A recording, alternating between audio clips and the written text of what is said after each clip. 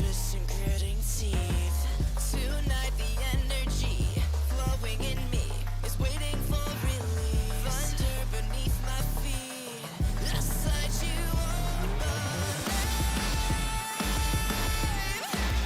Until the dawn, the darkness falls, and I lose control.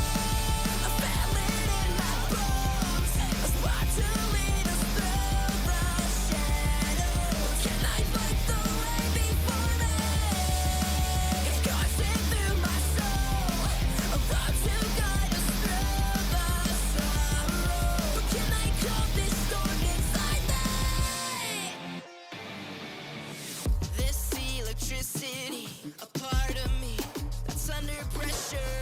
Charged up, my fuse igniting, a sight you wanna see. I'm outside pointing to the sky, gonna make the earth shake cause you can't contain me. Voltage bursts through the black of my eyes, put my finger on the trigger and I'll shock you, baby. Against the odds, until the dawn, the darkness falls, and I lose control. I feel it in my bones, a spark to lead us through the shadows. Can I fight the way before me? It's coursing through my soul, a road to guide us through the sorrow. But can I calm this storm inside me?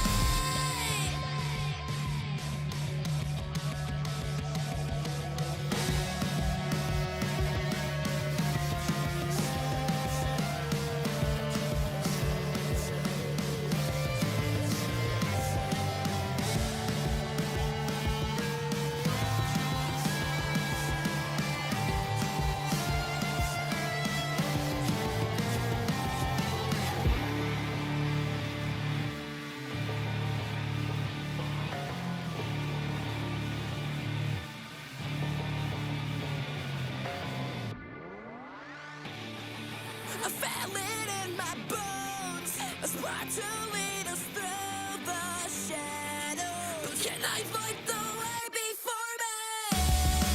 It's coursing through my soul, a road to guide us through the sorrow. Can I calm this storm inside me? I feel it in my bones, a spark to lead us through the shadows. Can I fight the way before me? It's coursing through my soul, a road to guide us through the sorrow.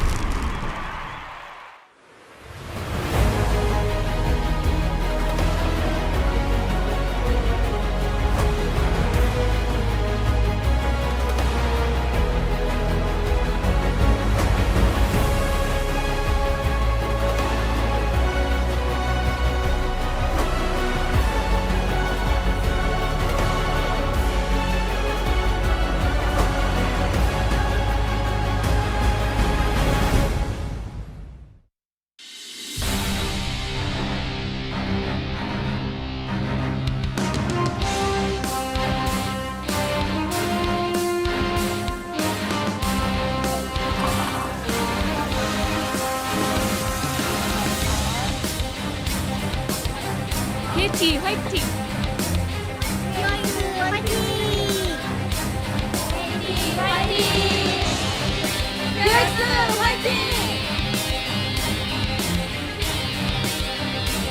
Welcome, ladies and gentlemen, to the World's Qualifier here for 2024. I'm Atlas, I'm joined by Wolf, and we prepare to see which team is going to be facing off against T1 and trying to steal that last spot, the coveted 4th seed to the World Championship. Is it going to be a telecom war for actually all the marbles this time, as I've been saying all year, but this is actually where all the marbles do come into play?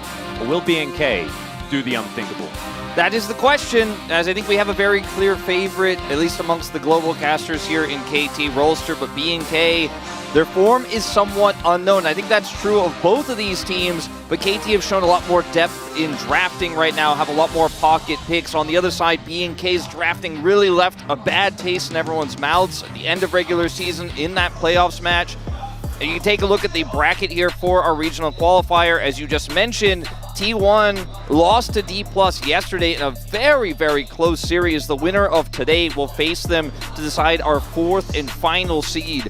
Wild to think with T1's dominance, not only this season, but last season, back-to-back finals, etc., that they would actually potentially, at their best, coming in as 4th seed. But if they lose to whoever wins today, they will not be going to the World Championships. It's kind of crazy. They won't be able to defend their World Championship title from last year if they're unable to beat whoever wins here today. So, a lot of comparison needs to be made.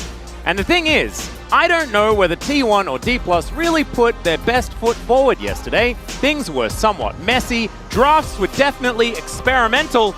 And we'll see whether these teams are going to be very different, as yes, the spirit of 2022 DRX is carrying through. And if KT qualifies, it means that we are sending every member, except for Juhan, to the World Championship. That's right. It's actually crazy. And you know, we've been here before. We had in that very 2022 Worlds qualifier, we had Live Sandbox, we had KT Rolster, we had DRX, and we had 2 favorites of those 3 to go in as that final seed in Live Sandbox and KT, but DRX actually upset and surprised. Perhaps this time BNK will actually be that team. Again, no one's predicting them right now. We're talking about the parallels between KT Rolster and DRX, but BNK really do feel like the underdog in this tournament, coming in with 10 World Championship points to this qualifier. Yep. The difference between these mid laners here is definitely in terms of champion pool. BDD playing mostly Smolder at the end of the season, as well as in that playoff match, playing a ton more Smolder faster than everybody else, and was playing it better than a lot of mid laners here in the LCK, but I don't think he's going to be given the opportunity to play it today, whereas Closers played a little bit more of the eclectic picks. He pulled out the Azir, he played the Zeri, and even tried that Akali in the D+ series. Yeah, and I think it's really interesting because I think KT kind of benefit from early on in a patch cycle, because I feel like they do figure things out a little bit faster, or they have theories that they want to employ, and when they become the new meta, then KT loses that, edge to their blade, if that makes sense. So we'll just have to see what else they have cooked up, because the game, it's not all just your ban Smolder Maokai and stuff, it's not all Ziggs. You can play other things, and we'll see what this gentleman right here has planned for us today. Beryl, the mastermind of KT. The rest of them, definitely great in their own right as well on any given day. And we just don't know, right? We don't. Who wins? A coin or KT? 50% of the time, it's either one of them. That's basically how it goes. And, we've been in this position before. It was Deft who said he would likely retire after the season. He's back here 2 years later after picking up that Worlds title, saying he will likely retire after this year. This could be the last time fans watch Deft play a professional series of League of Legends if he is defeated tonight. Insane with how long his career is. But he's looking to make that last dance happen one more time, Atlas. It would be absolutely insane if he was able to do it. But almost equally insane is if this team of young upstarts just cruises their way. I mean, this is all basically brand new players and a Giga Chat.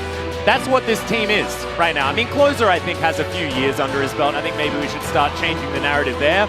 But it doesn't change the feel of this team. A team that just wants to go in, every single opportunity that they get. And I think that that is going to mean KT are going to have to play to their level. And they often do, right? This is KT. They will do that. This might get real scrappy. Oh, I think it absolutely will. I think this series is going to be very similar to yesterday in terms of how back and forth it is going to be, how many scrappy fights, how many skirmishes. Now, taking a look at some of these stats here, BDD's stats are very impressive for playoffs considering they also were defeated in a 1-3 fashion. So same scoreline between these two players in playoffs, but BDD's stats were way more impressive than Closer's. He made a very large impact. And some of those games they lost against T1 were winnable, and BDD was massively ahead of Faker. Consider he was laning against Faker, who, you know, in our mid lane pool right now is not really in the top conversation, but BDD has looked very strong right now. Closer has shown more picks, but none of them have been effective as BDD's meta picks. And even though he's playing Closer, or the Corki rather, and the Smolder almost exclusively, we know he can play the Azir. We know he can play the Talia. So I give a huge edge in the mid matchup to BDD right now. I think it's a big reason why most people are predicting KT to advance. Yep. And you mentioned earlier BNK, a team full of young players, right? Players who haven't accomplished that much. When we look back to the 2022 Live Sandbox roster that lost, we had Prince in tears, right? Yeah. It's an emotional moment for him. You know, back then players like Summit have gone on to do big things, have gone on to do things outside of Korea, Prince as well. And I feel like you look at this BNK roster, they don't look impressive on paper, but they have a ton of talent. And what they've done between their loss in playoffs and now is the biggest question mark. The same is true of KT, but I think a lot of people aren't ready to trust that this roster filled with new talent has developed enough just yet to stand up against those world champions on the other side.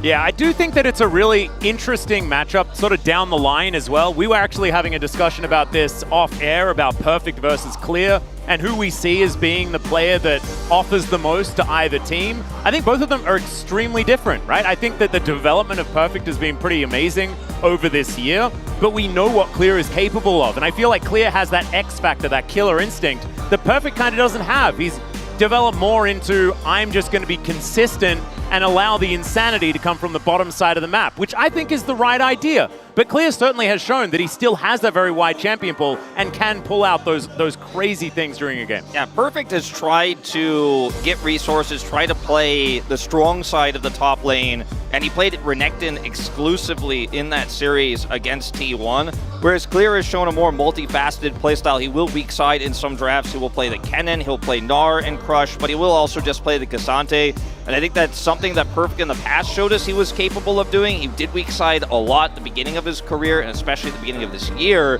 But we're seeing now that Clear has, I think, surpassed him in terms of different opportunities in draft. And it's not always fully utilized by Ryu, and that's something that we've been very critical of in the past. I want to see B&K lean on their identity hard with this meta. I want to see dive comps, I want to see pick comps, I want to see single target blow up, because KT have shown that they will scale, they will sit back and play late game team fights better than B&K can. Their macro reads are better, so you need to actually stop them in their tracks. You have to throw something to the cogs of the machine that is KT Rolster. And I think one of the biggest things is that there's a lack of experience on B&K. And as we hop into the draft, I just want to kind of set it up for where these teams are going to be strong based on who's on the team, right? When you've got a lot of young players, decisiveness in the late game isn't quite there. When you have Beryl, decisiveness in the late game is all you have. Yeah. You don't have a lot of hands in the bottom lane, but he knows where they need to be to pull out those clutch plays as the game goes on. I think ending it pretty quick sounds like a good idea. Now, KT at blue side, we knew there's going to be a ton of jungle bans going into this series because you've got to target Raptor. He had a really good Lilia performance. His Vi is fantastic, right? He will even pull out the Lee Sin. But on red side, you're a little bit priced into banning that Smolder away. You have to ban the Rumble away. Maybe we'll see an Ivern ban or a Maokai ban in this third slot, but Pyoshi gets the other tree if he wants to take it here. Not necessarily first pick potential, but I don't really see Raptor picking up the Ivern. Banning that one away instead will be the choice here, and that does leave Pyoshi his iconic Maokai, but they're going to go for the Ziggs instead. I actually think this is really smart. We know that Deft has been playing this throughout his entire career. Not necessarily his favorite champion, but it's extremely strong right now. And this is kind of the development, right? It's you have to kind of work out whether you're trading the Maokai or using that as kind of your answer to going into these Ziggs compositions. It's got to be a Tristana lock here. Ziggs Tristana, so powerful, but I was expecting Renekton, Wolf, because that's what we saw the entire series against T1. I love this out of Perfect. Not because, like, Jack Sejuani, you know, it does what it says on the tin, but this is a much more aggressive pick. And this is one that has so much more variance in how it can play. And if Perfect is playing with conviction and with confidence, that completely changes KT for me. Yeah, no, I think that's definitely a really good point. This is going to push up the Cassante priority here for BNK. You still have to think about banning the Leona away here now as BNK for this Ziggs lane. But then you've got to take that Tristana likely away from BDD too, so ends up getting very tricky when they push this bio up. Talking about Sejuani, when you have this really strong top jungle duo, it's Pureshik's by far most played. You think about the Maokai, the Ivory's played 6 of each. Oh yeah. They're his second most played next to 17 games of Sejuani throughout the summer split. It's definitely been his best and most iconic pick, as we will see actually a Yone ban here. Because of the synergy between Sejuani and Yone, reasonable ban. Yeah. But still, that Tristana could be a huge problem. I think the Tristana could be a situation. I do think that Wind Brothers have a fair bit of power here. They've got lots of rockets, things like this, things that you can block with a wind wall. Maybe not necessarily the Maokai or the Cassante, but they also have so many auto attackers, right? Like there's BDD's Azir taken away, something that kind of escaped us because he hasn't really been playing it more recently. But the Jack's value in this composition is bonkers. Yeah, I mean, yes, it's Sejuani, and she's not going to offer the AP damage to go, you know, for an AD mid here, but you already have the Ziggs in bottom lane. Tristana completely ignored here. When you have Jack's side lane power and split pushing, Ziggs pushing, Tristana pushing, you could get a few grubs. That gets pretty insane, so I'm surprised they're going to leave that open. It looks like KT not necessarily interested in it, though, because they did prioritize the Jacks much higher. We will see the Poppy to come through here. Yeah. And this does kind of discourage the Leona pick, because it has been kind of the soft counter there in the bottom lane. But that Tristana, man, I just cannot overstate how fast turrets disappear with these 3 champions that KT Rolster have. And their macro game has been so good. Yeah, I'm actually kind of baffled that that wasn't banned. Part of the reason why I thought that they were planning on something else is because they'd be like, well, there's no way we're getting Tristana now. That'd be crazy. Yeah, no, I know. I think they even were like, I guess we lock it. You know? Yeah, I don't know. What's the trap? Where's the trap? Well, it might be sprung because BNK do have 2 junglers, 2 supports, and 2 top laners locked in right now. And so things could be all over the place, depending on what is going to be locked in next. Beryl, the bull by the horns, perhaps, as his very famous Alistar is locked in. Yeah, just playing it into the Poppy here is, oh. Yeah, this is what I was thinking. I could sense a cook. There was some stuff being made. And I actually think being able to step away from this very auto-attack themed playstyle does make a lot of sense. Yeah, I do think that there are a few different picks they could have played in the bottom lane. Seraphine is the most common right now. We saw it a lot in the LCK. We've seen it in other regions. It's very popular in solo queue. And it is very strong into Ziggs because you can shield a lot of that burst damage, and it becomes very frustrating to actually use your Ziggs composition. My only issue with running this is it basically means you've surrendered any sort of lane control and map control to KT Rolster, and if they get grubs, if they get, you know, 6 grubs is the nightmare. You're just always going to be behind the play when it comes to split pushing, especially if they play towards Perfect at all, and he ends up getting money here. Trying to lane swap with the Seraphine into the Ziggs also feels like you're not going to be getting anywhere near the value the Ziggs is going to be getting in said swap, so trying to put the Jacks behind early will be very tricky to pilot here. And BNK just have not been that team that has a really cool, complex start to mid-game strategy team. They've been more about getting picks, they've been more about skirmishes, they've been more about, I'm going to out-hands you in this moment. And I think that if they can pull this off, if they can pull this draft off, this series just got a whole lot more interesting. I think if they pull off this draft, Wolf, I'm going to take it an extra step. Then I think they win the series 3-0, because I think that this is almost unlosable. I think that the draft on the side of BNK, I don't want to beat around the bush. You know, I think that we have to be honest. I think they have 0 damage, and I think KT has about 11 different ways that they can get on top of Corki and kill him. And once that happens, where does damage happen from? Yes, there's a lot of sustain, but if you keep things alive to do nothing, nothing happens. Let's jump into the rift for game 1.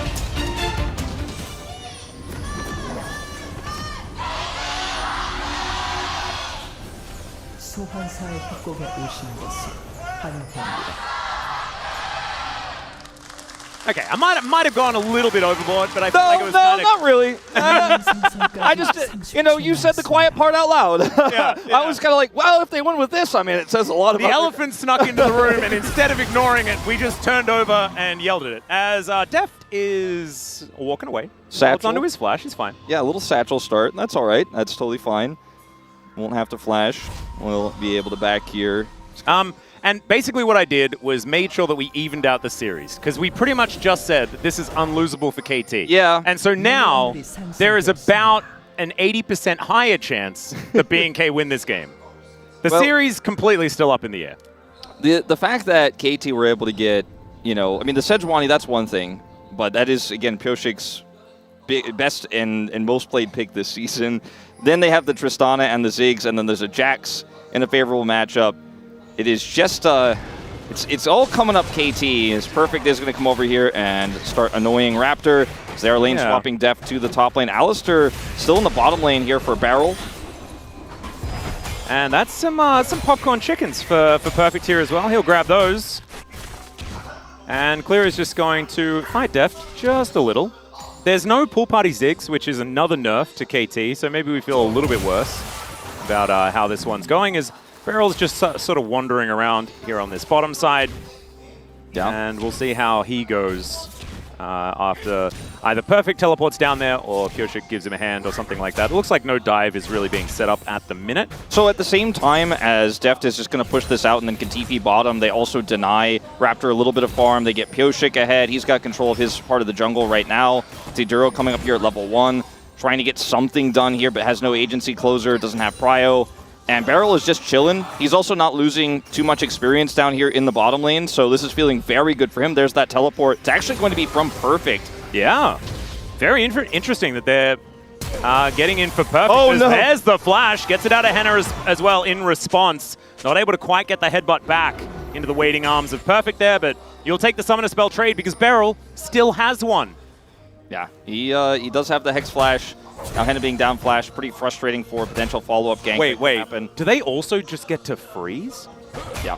Oh, God. Well, there's no crap. This is a disaster. Yeah, because now Henna has no flash, and this Jax will kill the Seraphine that's flashless if he gets on top of her. As Deft is speaking range. of getting on top of them. Okay, just sidesteps. I guess that's how you do it. Just don't get hit, forehead. And, you mentioned KT having kind of the strongest earlier part of a new meta. This isn't, anything that's very groundbreaking, but it is quite unique in how they've lane swapped by leaving the Alistair bottom, having the Jax teleport down into the Seraphine, and Deft just feeling very good about winning a lane into this Cassante. The Jax did suffer a little bit of lost experience, obviously being in a lane with 2 people, but they get the flash away from Henna. He doesn't have any big leads, and Pyoshik is getting so much value, and he's going to come up here for a gank. Yeah. Short fuse, not quite stacked up here from Deft. Throws out the bouncing bomb, does not find Clear with 3 caster minions. I don't know whether this is dive territory, but Pyoshik will have you believe otherwise. As now picks up the turret aggro. Winter's Wrath does come down. Do they have the damage? The answer's no. Passive does come on through, but Deft almost just dies from one charged up turret shot. That is going to be the back coming on through. So double teleports now available for both Deft and for Clear. So not a whole lot to be gained or really lost in that instance. Yeah, I think the big win here is for B&K though, in terms of they had the teleport and the Jax is losing experience bottom side. I think that KT felt like they needed to secure that kill to make it worth it for the lost experience for their Jax there. And they do end up unsuccessful. Deft is going to teleport to the top lane, started walking, but then ultimately decided to TP, so they're under a little bit too much pressure there in the bottom lane to try to swap that back. Yeah. Perfect already TP'd, he couldn't TP back to the top side, so that gank failing is actually pretty huge for B&K. It's really interesting that they are making sure that they give Deft that solo experience. I mean, one of the reasons why there were mages in the mid lane for the majority of the times is that you scale a lot with levels, right? Like, it's not the same as 80 carry where you get a lot from items. Casters get a lot from levels as well. And so moving into that, I mean, Jax also wants levels, so it's not necessarily like it works out perfectly. But getting towards Mega Inferno Bomb a little bit faster, these sorts of things could actually be consequential for fights around Grubs, exactly. For example. And that's, I think, the main thing here is Deft is also going to be straight up closer to the Grub fight. He can just walk straight over to it. They definitely could contest this because they're the ones with the Tristana, Ziggs, Jax in their composition. It is really imperative for them to start stacking those up early. They do spawn here in 30 seconds. It's a Chemtech Dragon as well for the first Dragon, so feels pretty ignorable. You're feeling like you're high rolling if you're the Grub's chasing team as Duro. Yep, Duro finding that angle there, does get the charge forward, throws out the ulti, does BDD, still holds on to the flash. I don't think he has to use it. Just rocket jumps eventually, and he'll be A-OK. So loses a bunch of health, doesn't have TP, and so we'll now need to cede a little bit of ground here to close up. Yeah, and I mean, this is with the Grub spawning in 5 seconds here. This is a really huge play from Duro to get BDD's ultimate half his health bar here. Oh, yeah, great interrupt there on the headbutt. As now Pyosik is going to be free for the next little while to throw out that Arctic Assault, but not going to actually go for any extra engage onto Duro here. As Raptor starts this up. Control ward's down, Banana Brush battle, but it looks like B&K should be able to secure this unless Deft can get something done. Level 6 has actually been picked up, but isn't going to offer a Mega Inferno Bomb right now. Yeah, if he had vision, I think he definitely tosses it in, tries to steal it. But yeah, I was expecting something like that to happen. I mean, he technically still could, but it would just be a dart thrown in the dark at those Grubs. So doesn't it go for it? But you hear a big cheer in the crowd on the B&K side. 3 Grubs to their composition is, it's whatever. But denying that from KT's composition is a massive win. Oh yeah. I think that giving those up would have been really, really rough. So really good utilization of the chunk onto BDD. It's not often that you see no flash being burnt, no big cooldown outside of Buster Shot being used and still being able to get something this big from it. Really well played there by B&K, understanding that a few extra buttons is going to give them that angle. Yeah, and this is with the Ziggs, controlling ranged into top matchup on the top side. KT were pretty well set up for that, but Duro makes a pretty heroic play there. And, now we're looking at gold leads kind of fizzled out here for KT. There were a few hundred gold ahead, but after those Grubs come in, it's kind of evened up here. I mean, 3 Grubs are still available for them to take on the next Grub set in 3 minutes time, but you really wanted to stack, 5 of them. 4 is worst case scenario, but 5, 6, that's when you're really ripping those turrets off the map. So being able to slow this game down here for B&K is absolutely what they were looking for. Perfect still in this matchup down here against Henna, and is starting to, farm it up, but doesn't have any significant leads or anything like that. So we are starting to look for a posture around this Dragon. The one good thing about Chemtech Dragon is it means you don't have it as a soul, so it is going to be valuable in that regard to start stacking. The best thing about it is that it may not exist later. Yeah, that's how it works. It's beautiful.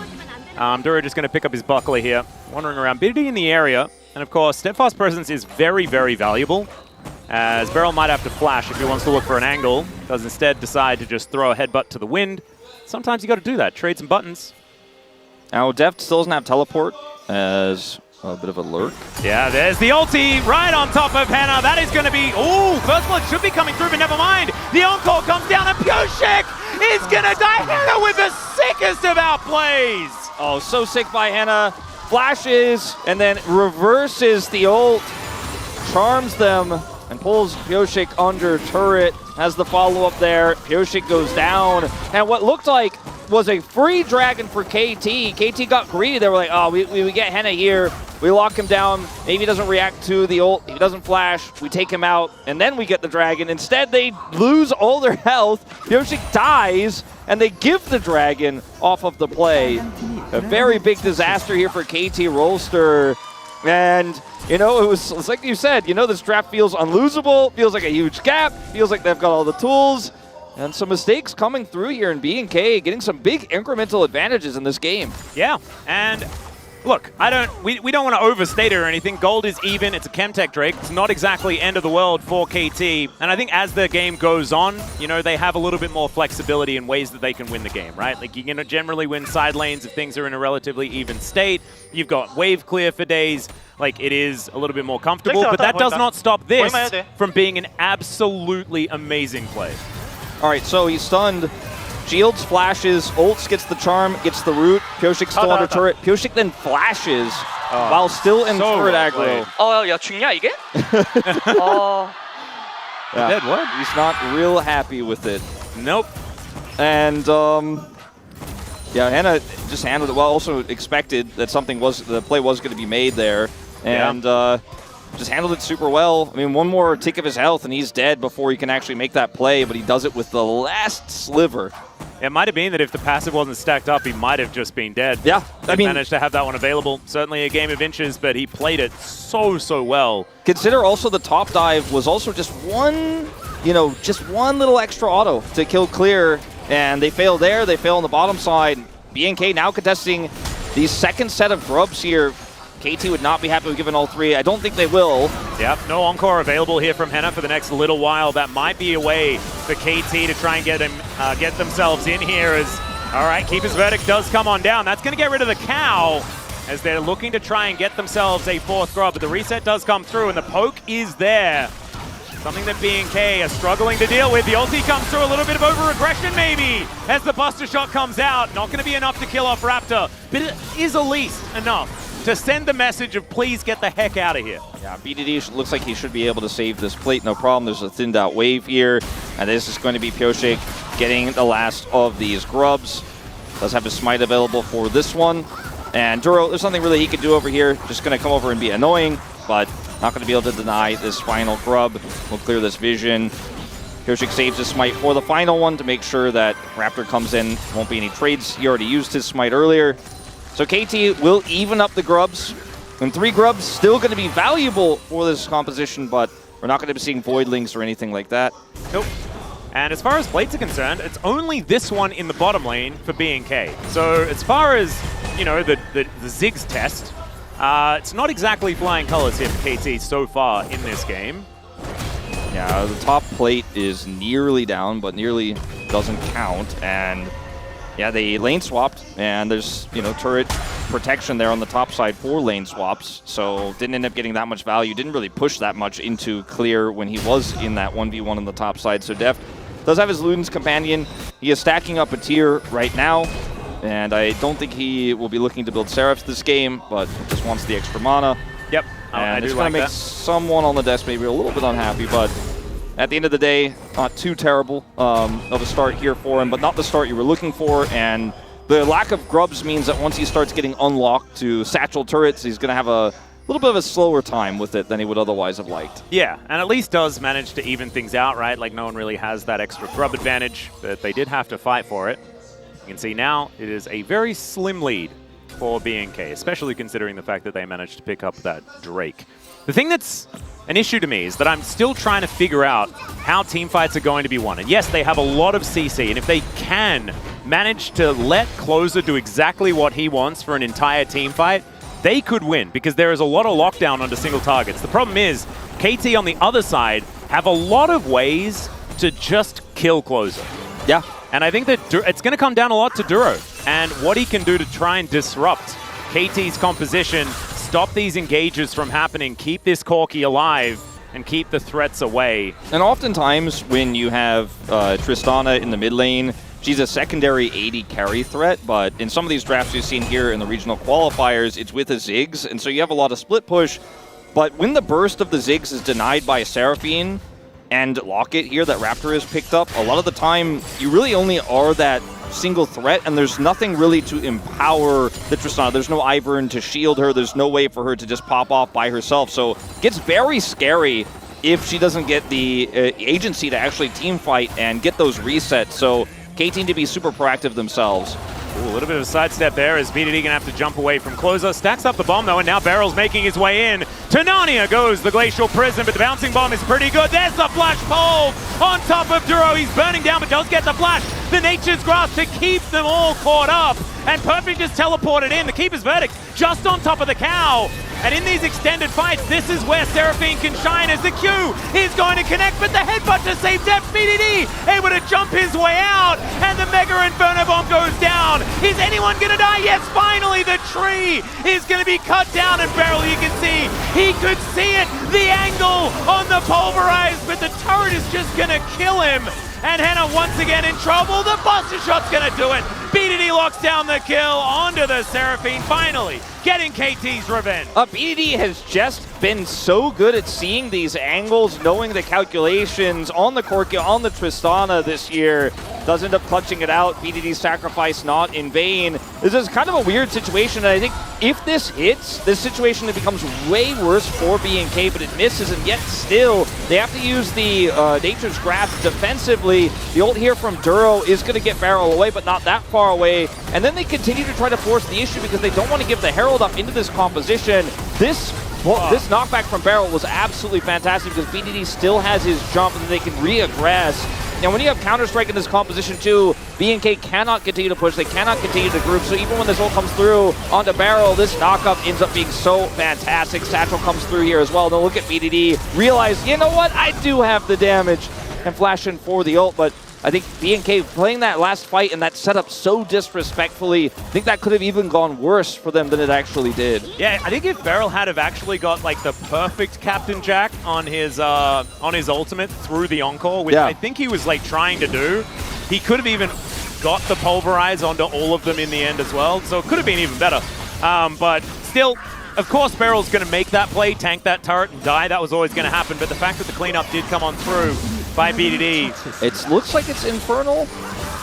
Oh yeah, well it's a very small amount of Infernal. It's just the sunset of the Infernal. This is, you know, one of our last days of the LCK before we get into World Championships mode, and so the light is really going out for our Infernal souls. It's a waning Infernal Drake. It's definitely very waning. We're not going to have the crazies out tonight, Wolf. No, that's all I'm saying. Well, it is very good for both compositions, but I would argue stronger for KTs because of the amount of ranged poke they have. If they end up getting the Soul, the Ziggs bombs really hurt. Can be good for a lot of different champions on the side of BNK as well if they're able to lock that down, and does give the Seraphine a lot more damage. But, you know, I think the only dragon that would have been better in this case for KT would have been the Hextech. Oh, yeah.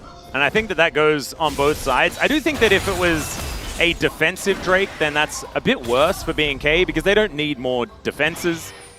We could see how long it takes for them to be whittled down and killed. I think getting a few Infernals might be able to answer some of the damage problems that we could be having here. It feels like a little bit of overkill for KT with Ziggs, Tristana, and Jax all being able to wail on their opposition. But they won't say no. As now Pioshik looking for Duro. Steadfast Presence is now on cooldown. Winter's Wrath comes in, but there's the Keeper's Verdict just to get rid of him. This should be the Rift Herald taken, though, because that Keeper's Verdict is so incredibly important. I mean, Henna's teleport's coming back online, so if they had Keeper's Verdict, there's a world where he could actually get that back off, get his mana back, TP back in, and then contest. But because that was used defensively there for Duro, I think there's no way they can actually force this. I mean, they're putting Closer in topside, trying to clear the wave. There's that TP. Oh, okay, it's a double TP as well. Both Henna and Clear are making their way in. Deft is looking to take a turret in the mid lane. But this double TP may not actually be able to get them anything as the reset does come through. There is mid-outer turret secured by KT. And they might even be able to get an honest 5v5 here if Perfect is going to teleport in. There is the flank angle, the Pulverize onto Clear. The Satchel's charged up. And look at the Counter-Strike value. It's gigantic. But so is the dead Jax now lying on the floor. Mega Inferno Bomb onto 4 is going to soften them up. But now they're able to keep them at arm's length. And yes, the Rift Herald does go down. And KT, they managed to pick that one up, but they do lose their Jax, and BNK do get out. Yeah, I mean, so they end up giving the Herald technically here. Raptor does actually smite that one away. Oh, he took it. Never mind. And it looked like a good fight here for KT, but they didn't actually have enough damage in this one. So, weirdly enough, this teleport, Henna actually mistimes the route here just a little bit too early, but then Duro still pushes the Jax into the wall and denies his Counter-Strike value. Would have been some extra damage with this bomb, and then maybe KT can actually follow up and get some exit kills here, but because they tunneled super hard, it means that actually they don't get anything, and Raptor gets out for free. As, you know, this ends up being Herald going over, but at the same time, what I loved about that play from KT is it looks like we are going to see this turret now in exchange here for Closer. What I loved about that play for putting Deft in mid was the whole goal of the Herald is to get a turret, and then they're like, ooh, you guys double TP. Yeah, well, you get the turret anyways. Yeah, you use Herald to get mid-outer turret, generally.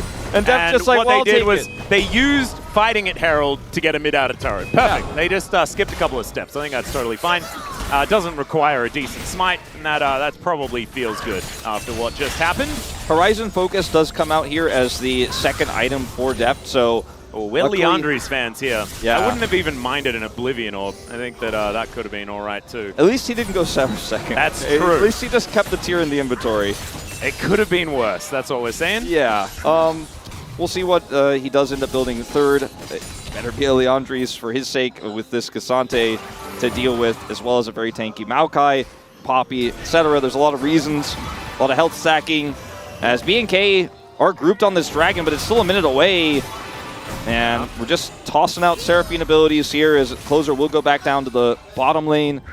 And Deft doesn't have a mid-turret to threaten here, so with the lack of objective for 45 seconds, we're just kind of tossing abilities. Milling about, baby. Just using some mana. It's a huge lead for KT, for BNK, sorry. About 200 whole gold, which, that's so much. It's neck and neck, by the way. That's what I was basically trying to say. There is nothing in this whatsoever, and we're starting to see now, Perfect parked in the side lane. Doesn't have TP, though. He's on the top side, going to be chased after by Clear. Means that this should be a bit of a 4v4 around the Drake that's going to be spawning in 10 seconds' time. And it's Clear that actually has to pick up the wave. So first roam comes out for Perfect. Teleport is almost up for Clear, but they have a few seconds of leeway here on the side of KT. Yeah, Perfect has the faster track, as you said, but doesn't actually commit to coming down here as KT are just trying to win this poke war with Deft. He's enjoying that extra mana right now, but it is running thin. Yeah. And they're not really landing much of that Ziggs poke here, so BNK just kind of sitting pretty here. Henna will have to clear this. Those are going to push bottom wave, and nobody's contesting. Yeah, well now the teleport is coming in. Clear does get his one back up and available, and Pyosik is just out of there. They're just going to give over the Drake. Keeper's Verdict does, just get cancelled there by Duro, holds onto it. Doesn't feel like he needs to invest in it. I think KT probably could have tried a little bit harder there because Perfect, his TP just comes back up now.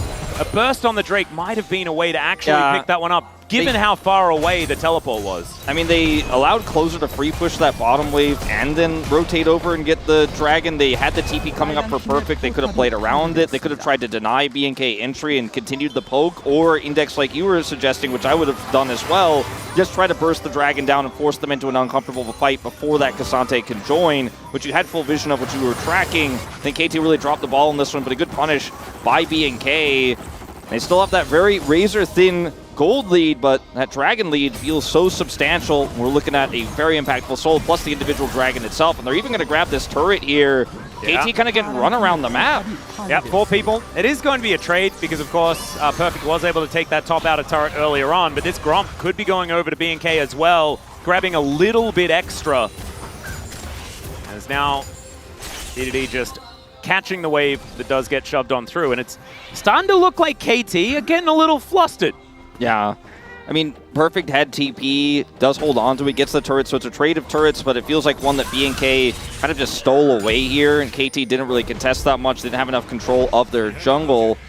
And now we're going to get Closer's TP here, but it saves the bottom side turret. This Jax is not going to get that free side push here. Doesn't have a turret to fall back on either, so this is going to get a little bit uncomfortable here. Just as an update for everyone, the Drake timer was incorrect, so we removed it and we will look to fix it. Yes, it's not actually the twilight hours of the Dragon, so we are just, we've now just cancelled dragons. There are no more dragons in this game. It's not actually true, it is still going to be coming up. We'll just make sure that we get the timer fixed up as another Keeper's Verdict comes out. Just a little bit of zoning there as he waves the hammer around.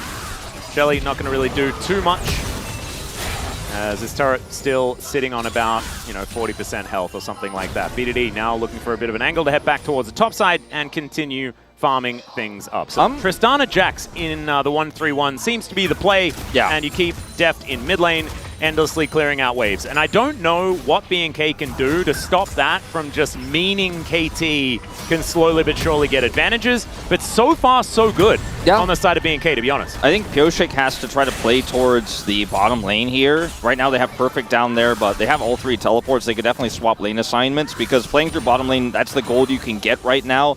In between these dragons here, you're down a dragon. You want to play through bottom side anyways to get that vision to actually fight that next dragon to even it up 2-2. See, Pyosik is pathing down there now. They even have BDD coming over here, hidden on the map right now because the wave was pushed topside. And KT are very well set up for this.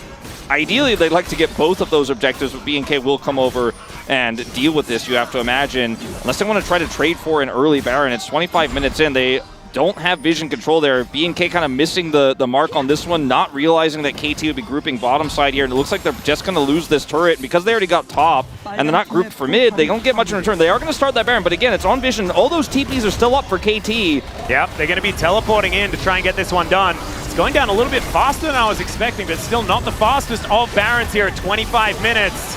Deft does have that Mega Inferno Bomb up and available, and the damage that this Baron does right now is a lot larger than what B&K can sustain through, so they are just going to back away. They get those teleports, though. Yeah, they get the TPs. They'll have to use one themselves to try to protect this mid turret, though, and this is the power of this comp, even with only the 3 grubs.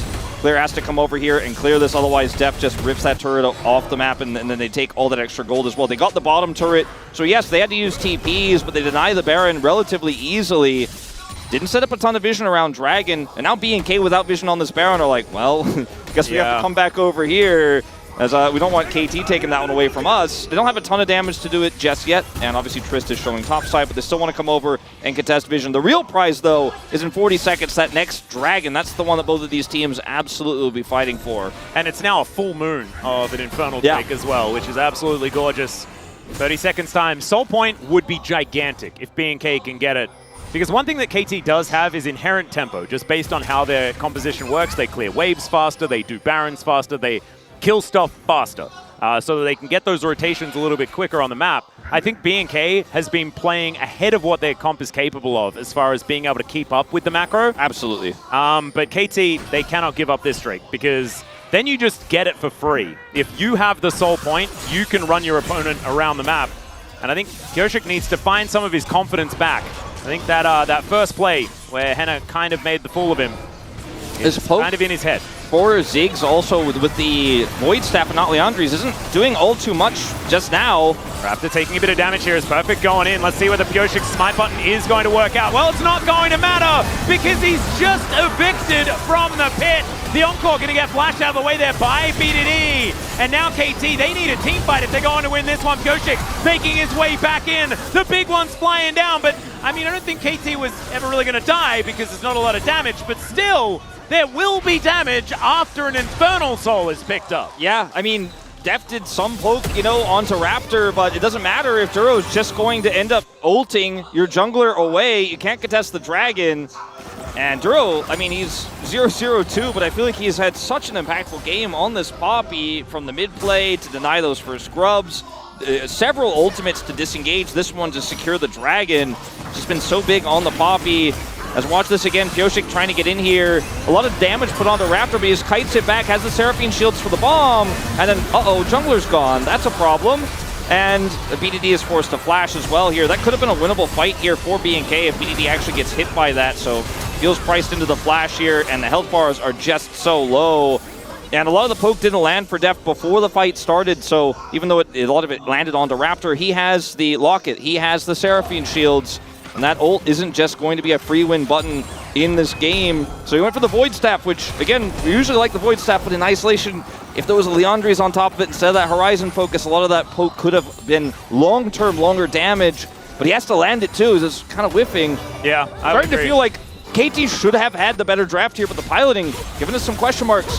Hasn't quite worked out, although Duro now in a very uncomfortable position is going to flash, and that is going to get him to relative safety. Mega Inferno Bomb! And that'll finish off the kill onto the very frustrating Poppy. I just don't know whether this really changes the tone of the game, though, because yes, Baron is up and available, but this death timer is not very long for Duro. He is very, very fast. Yeah, and, you know, B&K have all their ults up, and they're happy to continue to contest. And there's no Mega Bomb here for Deft anymore. Used it for the kill.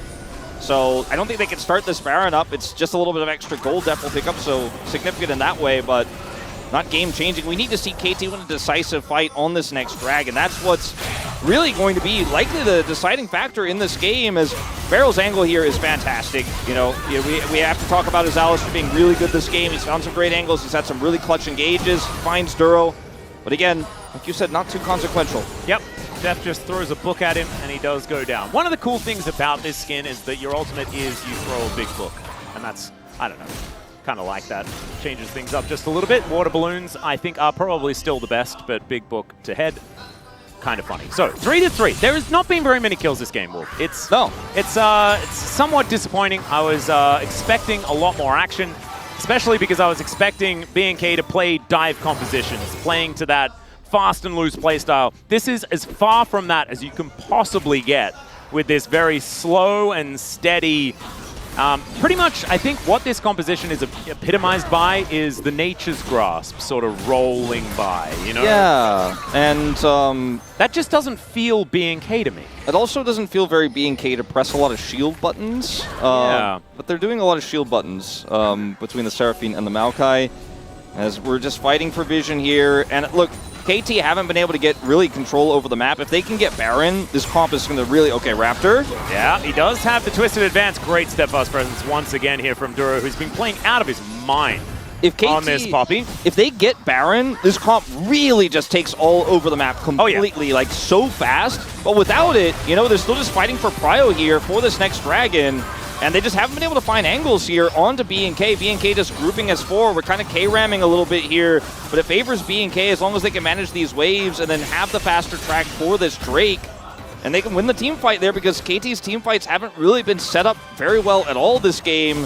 BNK looking a lot more confident with their composition. Starting to feel like we're looking at this fight here decides who gets the Baron because they're going to have to commit into the fight. You lose this fight, you lose the Dragon, you lose the Baron. If BNK get Soul and Baron off of a decisive team fight here, even though KT have a Goldie right now, they're no longer going to be in the driver's seat. This is such an important moment. 30 seconds away from it. We do have a back here for Duro. He has just enough time to get back to this Dragon. He does have his ultimate online. Raptor set up with his as well. This is basically the fight. Yeah. Go on. They have to do it here. It is going to be a back coming on through. Perfect does complete the Zhonya's Hourglass, actually. That's massive. That is a big one. Might be able to play in that front line a little bit more. And KT, they have to be the ones that head towards the Dragon. So now this makes the most sense. BNK moving towards the Baron, wanting to deny that one as much as possible. A pretty, I guess, conservative teleport here from Closer as he makes his way in. And BDD is just going to do the Dragon by himself. That's one of the great things about Tristana. If your opponent is just trying to trade objectives and going, come at me, we have control, then the Trist just solos the Dragon and you get nothing. Yep. Really nicely done there from KT. Kind of highway robbery here. That is going to put them back onto relatively even footing for the next 5 minutes. Closer also just teleported back to mid, whereas again, KT have all of their teleports online, so could even just continue to contest vision and put someone in the side lane. Yeah, it's the conservative teleport that really did not really do much for BNK, unfortunately. And I feel like they've been playing on the edge of the right amount of aggression throughout this whole game, being able to push KT just enough to be able to just take more from each situation that they've been given. That was the first time that KT kind of out-macroed them. Yeah, and BNK have a comp that is so amazing with turn. You have a Seraphine, you have Maokai, you have the Poppy ultimate. So if you can actually set up first on an objective like this, feels great. But if you don't have the damage to start it and KT call your bluff, they have really good side lane champions and they have teleports. So BNK can try to trick KT into fighting into this choke point of the Seraphine all they want. If KT don't take the bait, they're eventually going to start getting more and more of the map. As you can see, BDD in the bottom lane, pushing that one through. Ziggs clearing mid. BNK matching decently here, but they don't have the advantage they once had on Drake control because they tried to force that Baron take, and KT just did not take the bait. They put BDD over there very calmly, and we wait for the next Infernal. Yep, that's what we're going to do. But the thing is, when next Infernal rolls around, BDD might have 4 items, you know, and some shoes. We'll have Deft moving closer and closer towards that Rabadons, and we were sort of, you know, saying mean things about the Void Staff pickup. Void Staff Rabadons is, you know, just a lot of damage. Yeah, once you will just have a lot of damage if you complete those items. Yeah, once you have the full build, it ends up being hard to criticize what it is in its entirety. It's some of the costs along the way, but we gotta skip the along the way part. Yeah, there is one bit of the along the way that I think that Orcs will still have a problem with, but we'll let him do it. He can dissect it. Yes, and we'll let Deft be for now. As this gold lead is just going to look like the patient died, you know, like it's just flatline, straight up. This whole game, it has not really moved at all as Raptor is in trouble. Now the Twisted Advance is on cooldown as they get rid of the damage. So that means that Raptor should be alive, but they now lose Nature's Grasp and the Keeper's Verdict, 2 imperative ultimates for this next fight. Not for the Drake fight, but maybe for a fight around a Baron. As Drew, once again, Stefa's presence is fantastic. Yeah, I mean, the fact that Perfect can actually, he has Zonias, he can just trade with Clear like this and go all in on it because they can TP to help him during that Zonias. And then he can obviously just TP over to the Dragon if KT actually start that one up. The fact that Closer doesn't have it is so frustrating they can't actually have him in that bottom side lane. Because he used that TP earlier, KT almost have full vision control over this Baron, but they just want to use it as a pressure point to keep B&K on the top side of the map because that real prize is in 2 minutes. If the B&K do not respond to this lack of vision, then they will lose the Baron. I mean, there is so much damage in this composition now with this Tristana especially. And, you know, you and I talked about it in draft. We thought that this Tristana Ziggs would get way further ahead than it did. They only got 3 grubs. But you can see the power of it here in the late game, despite the lack of early game here for KT. It's just so oppressive. Add the Jax on top of it. And even though B&K played really well, and yes, it's only 1,000 gold to lead here for KT, you can really feel they're behind on the play. Yeah. Those are getting that teleport back up will really help relieve some of that pressure, but B&K need to make some decisive calls here. And this is the thing, right? Because we kind of stated it from the very beginning, the tools that KT has, they're the ones that should be able to get them ahead in this series. Hepa Pole onto Raptor, they can't lose the jungle, oh no! B&K, they lose Raptor, and now they will lose Baron as Def trying to satchel away, and he will be successful in doing so. And a teleport to come through from Closer. B&K, it's now time to put the pedal to the metal. I mean, they got a teleport trade onto Perfect to try to, you know, force them to come back so they could defend their mid turret, but now KT are just like, all right, cool, all things are known. I have all this, I have all information. The timing as well, Wolf, is just the worst. Yeah, because there's 44 seconds on the Drake as well. Yeah, Baron straight into Drake is what KT are asking for here. Keeper's Verdict is now back off cooldown right now from Duro, but the Baron, it's just dead. And now the reset is going to be possible, the reset up for this Dragon. And KT, they have a Baron on top of it with this composition. Oh, it's devastating here for B&K. They were keeping it together for so long. And they really didn't have to use anything to get that pick, so they're still set up to contest this Dragon. B&K are like, well, hopefully they just push with Baron, right, and we get the soul.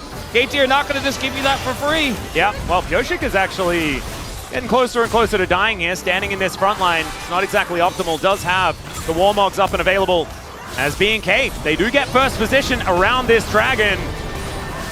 As all right, KT, can you actually find any of the angles here as Nature's Grasp does come down? Mega Inferno Bomb has come in. That is the Infernal Soul as Def trying to get that damage down. They get rid of the Jax. Needs at full health though, and over he goes. Perfect execution is not the name of the ability, but perfect just executed Closer.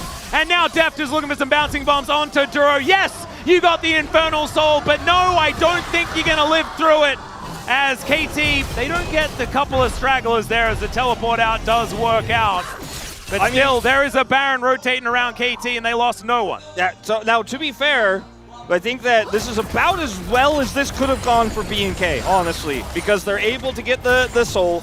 They are going to have that potential Elder fight here. And also because this fight ended up taking a pretty long amount of time, it really withered the Baron opportunity here of KT. So it feels great when you have Baron right before Dragon because you can use that for Prio. They didn't actually get the Prio away. Yes, they get the kill here, but the Dragon does go over. Really nice Keeper's Verdict again here from Duro. They're able to zone away the enemy jungler with that Nature's Grasp. Good play from Raptor.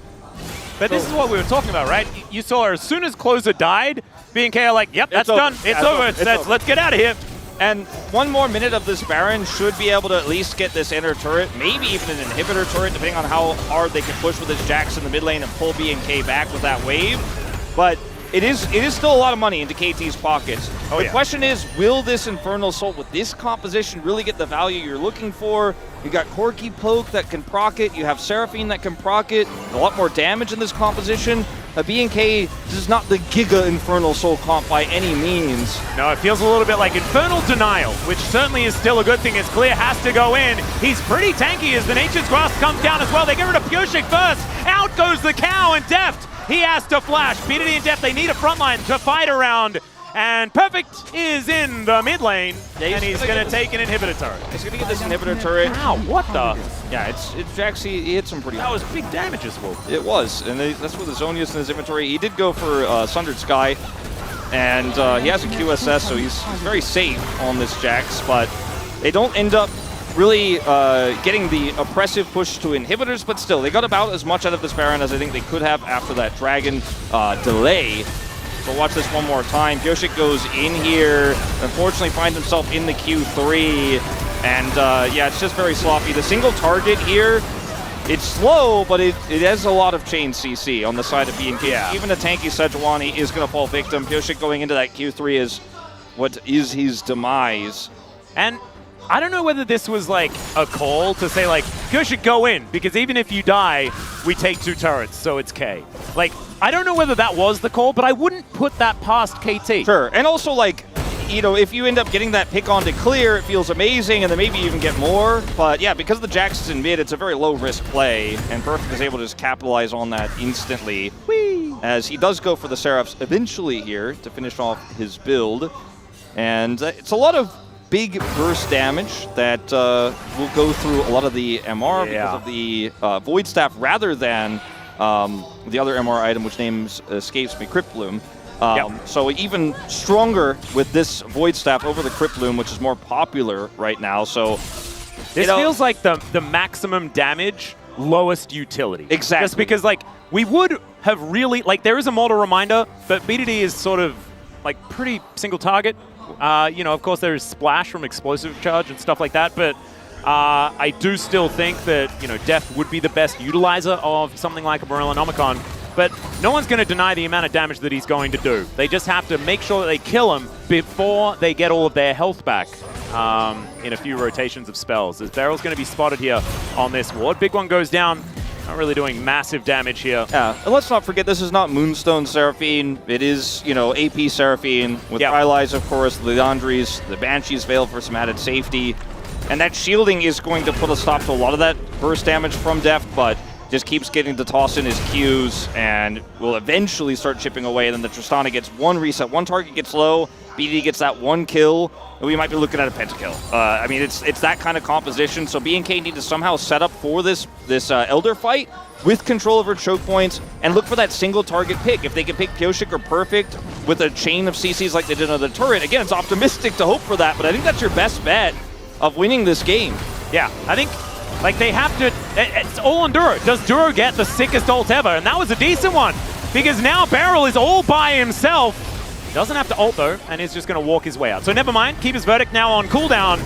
And BDD, rocket jumping away. So Perfect, possibly in a little bit of a rough position, but does manage to leap strike his way out. Closer will be able to eliminate that control ward as Henna. They thought that they may have had an angle there as Raptor taking a lot of damage. The Encore armor just one as Def trying to get himself out of there is successful for now, but he's kind of out of the fight as Raptor extraordinarily low. Perfect trying to get into that back line as Duro pushes him back with a heroic charge. Beryl wants to save his teammate. Mega Inferno Bomb almost just kills them all. And now BDD is in range to get these autos down. The drive-by kill on the tree. That was so sick with the explosive charge delivery. And I think that KT just had that little bit too much damage as Henna is going to be focused and destroyed.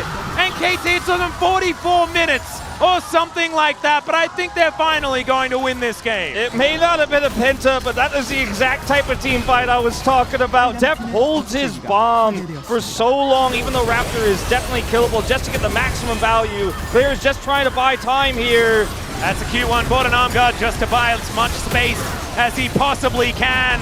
But there is a big minion wave, and there is so much turret damage with a Ziggs and a Tristana. This game number one, my God, was it hard fought. We basically called it from the draft. BNK put up such an incredible fight that in the end it's KT. In the end, it's KT. In the end, it's one big disjointed, mind you, but one big messy fight. And it is KT's as they pushed Raptors so low. BNK forced to kind of retreat. I understand why Hirai looks so stressed. Yeah. Because I think we all are. Yeah, I don't think this game should have looked the way it did. But look, Duro had a fantastic game of Poppy. Some of his later ultimates were just panic and used defensively, but I think the early and mid-game he played very well. They denied those first 3 grubs. There was a solid game plan there. Like, they clearly had a plan. This was not just, oh, I guess we play Seraphine here Builds were good. I liked what they were trying to do with this draft. But don't give Ziggs Tristana to anyone. Like, literally anyone. Yeah. Def does 51,000 damage. Really making 30k look very insignificant. That is over 1,000 DPM in a 44-minute game, ladies and gentlemen. But you can see this here. Like we had a potato until we got to like the last 10 minutes of this extraordinarily long game. It was so incredibly close, almost being K, almost. It is now time for us to take a short break. Thankfully, this is a best of 5, so there's plenty more League of Legends to come. Space is going to break whatever that was down, and then we'll be back for game number 2 and see what surprises await.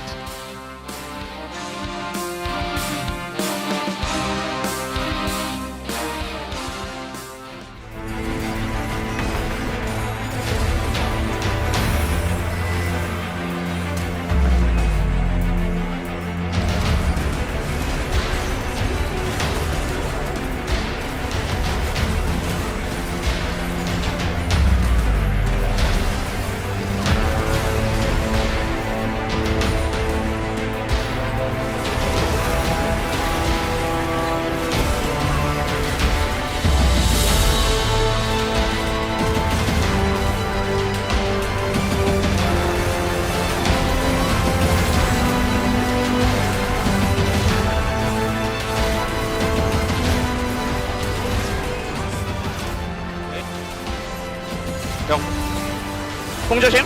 괜찮. 나 피 좀 많이 따였고. 아, 얘 발키리 빠졌다. 하면서 볼래 이거? 빼면서 봐야 돼. 나 길가 간다. 나 한 턴 살았어. 알리 빼. 빼면서 해볼 수 있나? 야, 나 정면 볼 수 있어. 이거 천천히 봐봐. 야, 필만해. 나 오목으로 피 채우는 중. 기다려봐. 야, 그렇게. 잡았다 이거. 마운드. 여기 볼 수 있어? 똑같네. 하나 돌려. 슬로우. 끝낼만한데? 시야.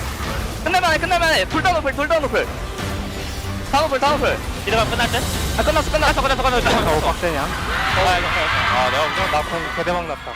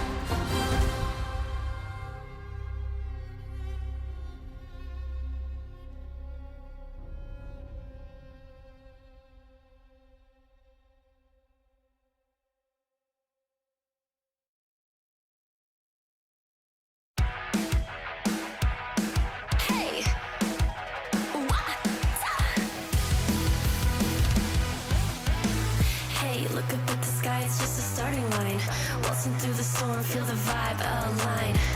Radiant rebels in the silent fray. In the pulse of dawn, we embrace the day. We find harmony in mayhem, finding our own beat. Eyes ablaze with laser focus, dancing through the storm. We become the light against the lies. We'll stand and play in this never-ending fray. Eyes alive in the pulse of dawn, we find our beat when the chances take form through the noise. Hey, look down at the tide, it's our warning sign. It's time to rock the wave or get swept aside. Crash through barriers, our destinies untied.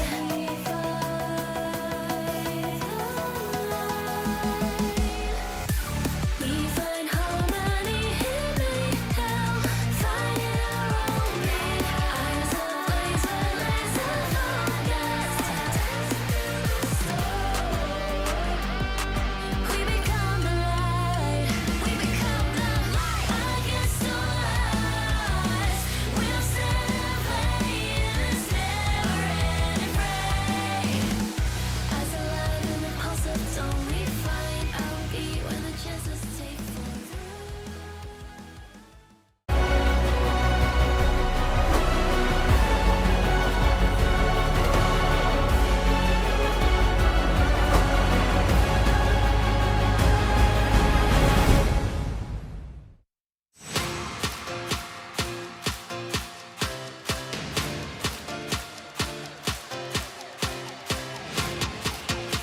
Hello, everyone, and welcome to the space for day 2 of the World's 2024 Regional Qualifier here in the LCK. Degon here to break things down, but not alone. Joining me is Wadid and Ox. That's right, get the sausages out in the chat. As you know, if you liked long games, KT and BNK Fearex had you covered with game number 1. This one went a full long way here, Ox. I'm just going to be honest, this game made yesterday look like a masterclass. There was a lot of questionable decisions in this one, starting from the draft, where BNK Fearex, I think, really hamstrung themselves in so many ways. First off, giving over the Tristana Ziggs, which we've seen be a really powerful combo with the tower taking ability. But then also, I was just left wondering, like, where is the damage? Like, is the hope that KT's champions die of old age or something? And to make matters worse, with the Seraphine, they went this build, like, you know, you could have gone Rabadon, you could have gone Void Staff. Seraphine can do reasonable damage if you build for it. Not if you build, like, Banshee's Oblivion Orb. Like, you know, you have the Corki, and then your only other damage threat is Seraphine. Build damage. Yeah, and also I don't see the reason why you had to like pick Poppy right there, because I mean there's so not many dashes, and also I don't feel like Poppy means a lot in that comp. I mean you can literally pick Rel or Leona, such as a really good tank. Maybe you can do better on that, but also the last pick Seraphine doesn't make any sense when you have only like Corki, and I mean it's only Corki that who can actually deal the damage. So yeah, there was so many question marks on the draft, but also in the early game as well. Yeah, and during the pick phase and that final pick, you hovered, what was it, Xerath? They hovered Hui, yeah, and then they go with the Seraphine, and you're like, all right, well, hopefully, you know, maybe we luck out with the dragon being infernal. And they did, which is our first highlight here. 37 minutes into the game, highlight number 1, where we finally have something worthy of picking. Otherwise, you didn't miss anything. It was just farming, a couple picks. They looked at each other, ran away. But BNK Fearex stack up the Drakes, and they get this moment here. Yeah, and you see BNK Fearex kind of always grouping together in a death ball like you do with Seraphine, and KT really struggled against the Maokai Poppy disruption at getting on top of objectives, which led to BNK Fearex taking the Infernal Soul, which was such a high roll. In a comp that lacks damage so much, you kind of need something like an Infernal Soul to bolster it. But yeah, still not ideal for them. The fact Closer gets caught out on the back end, they do manage to get away bidding a lot of sums. But it's kind of criminal KT just let them stack up these dragons. And as we said in the draft, it was kind of one-sided that KT actually won the draft, but like I don't see the reason why they had to like give up so many drakes in the early game. Also, like look at the graphs. Like I think when you have Ziggs, you can actually like snowball the game from the early game. So you can get the plates and you can get the like wave shove in. So you can get the prior for free. Like so many things that you could do, but like nothing much is coming out from the KT side. Yeah, I think because typically we've seen bot lane Ziggs be really good at taking plates, but this was actually top lane Ziggs. Because Yeah. for some reason they just stuck Ziggs top. I'm like, okay, well, I'm not sure what they're getting from this swap. We'll see what happens when they move Ziggs bot lane. And they just never did. And our chart showed up to that 38 minutes because that's where that big fight finally came on through. Here at highlight number 2, though, it felt like B&K Fearax started feeling the pressure. They weren't 100% sure how to get a fight that they wanted. This isn't a traditional pick comp, and they themselves get caught trying to create some pressure here in the mid lane. I mean, at the end, I think they finally realized that, oh, guys, I don't think we have the damage. So I don't think we can take the 5v5. Or can we go to the side? No, we have the Kisante. So we can't go side. We can't look for the team fight. So they were just kind of struggling. Yeah, and this fight ends up very disjointed. Like, Yoshik goes in there, doesn't manage to find anything, but then the Seraphine ult only hits the Sejuani, which isn't great. But it just gets to the point where, as Tristana, you can just kind of auto-attack and don't really be under any threat. You can see when these big cooldowns as well are burnt, like Jax goes in to soak a lot, and then the Ziggs ult. That's damage. That's what damage looks like. I think B&K Fearax needed a reminder. Yeah, and also, I mean, they at least got the soul, so they could actually look for the fight. But yeah, as we mentioned, there is no damage. I think they really need to change the plan for the draft. At least something on the bot side. I don't know, man. Seraphine, Poppy, you never want to pick that together, man. What happened to the B&K Fearax that made it to playoffs when we saw them playing those aggressive dive comps, and then they're like, hey, let's pay like full tank Seraphine. I'm like, who is this team? This isn't the team that made playoffs. I mean, I'll be just honest that maybe these kind of game like reminds me LEC games, you know? So like, What does that mean? What does that mean? No, what I mean is that like these games are like so messy, but also kind of interesting at the end because there was some good moments. But guys, like it's a pressure. It's pressure for Worlds 2024, right? Yeah, and we did see that yesterday with the game times running pretty long. Both teams don't want to make the mistake. They don't want to make the mistake to lose here. And that's what that team fight kind of came out of. It was just jostling for position in mid lane. Even then, they probably could have backed on out, but they kept trying to turn back around on the Sejuani, on the Jax, and get caught themselves. The team that gets control of their nerves and takes agency in the next game and in the series is a team that's going to win, because we've seen both of these teams play at a much higher level, and it's been when they've been dictating the pace of the game, leading the charge. So passive play like this is not going to favor you. It's not going to save you. You will get knocked out. And even if you make it through this round, T1 will demolish you if you play like this. All right, final thoughts here is B&K Fearax are going to the blue side. They found a lot of success, as you said, on dive and on pick comps, but the Vi's getting banned out. Ashe is getting banned out. What do you want to see here from B&K Fearax to get back to their roots and like successful? I mean, even though KT won the last game, I don't feel like KT is also like playing good right now. So I feel like they just need to bring some more aggressive, like early prior lane, early game plan. I feel like they just need to bring some more damage so they can actually do some fights. All right, well, here we go. Let's see how things change up in game number 2 as we send it back on over to Wolf and Atlas. Thank you very much, gentlemen, for the breakdown. I am glad that we are aligned. You know, sometimes on the casting desk, we don't want to make sweeping statements about how drafts look and things like that. Sometimes we feel compelled to. This time, I guess it was relatively justified, even if the game didn't really show us that, Wolf. I think that B&K were probably also aware of it before they even loaded into the Rift, that there were definitely going to be some issues. They played through at least grub denial in the early game. They tried to get the second set of grubs as well, backfired a little bit, but they have blue side now.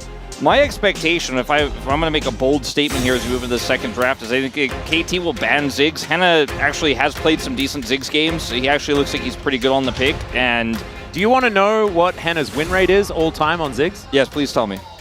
It's 20%. He has won 1 out of the 5 games. I thought some of the games he played, he looked fine. Yeah, no, I think that honestly he's been robbed in a few of those. And remember, this guy was a Bro player and is now on a B&K that was struggling throughout this year. But it is still not exactly really, like, the stats don't yell to you that you have to ban the Ziggs. So Sure. maybe they leave it up.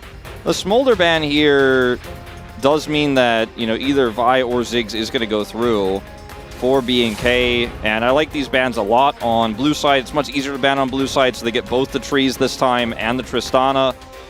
We may just see first pick Corki for closer, but that's not what I'm hoping for. I think this definitely is a Ziggs angle. Korean commentators kind of giving a bit of a ooh when that Vi ban came through. That's the respect that Raptor is going to get, and so that Ziggs will come through. I thought we'd see a Ziggs ban in place of the Smolder here, because that's not really closer's play style, is to play the scaling late game mid Smolder pick. So I thought they would feel a little bit more comfortable. And then if they don't pick it, then you get it instead for BDD. But they leave the Ziggs open. And now, Sejuani Ashe could be a rotation we see here for KT, since they love the Sejuani so much. Def loves his Ashe. Not the most fun lane into the Ziggs, obviously not the power lane that Ashe often does provide.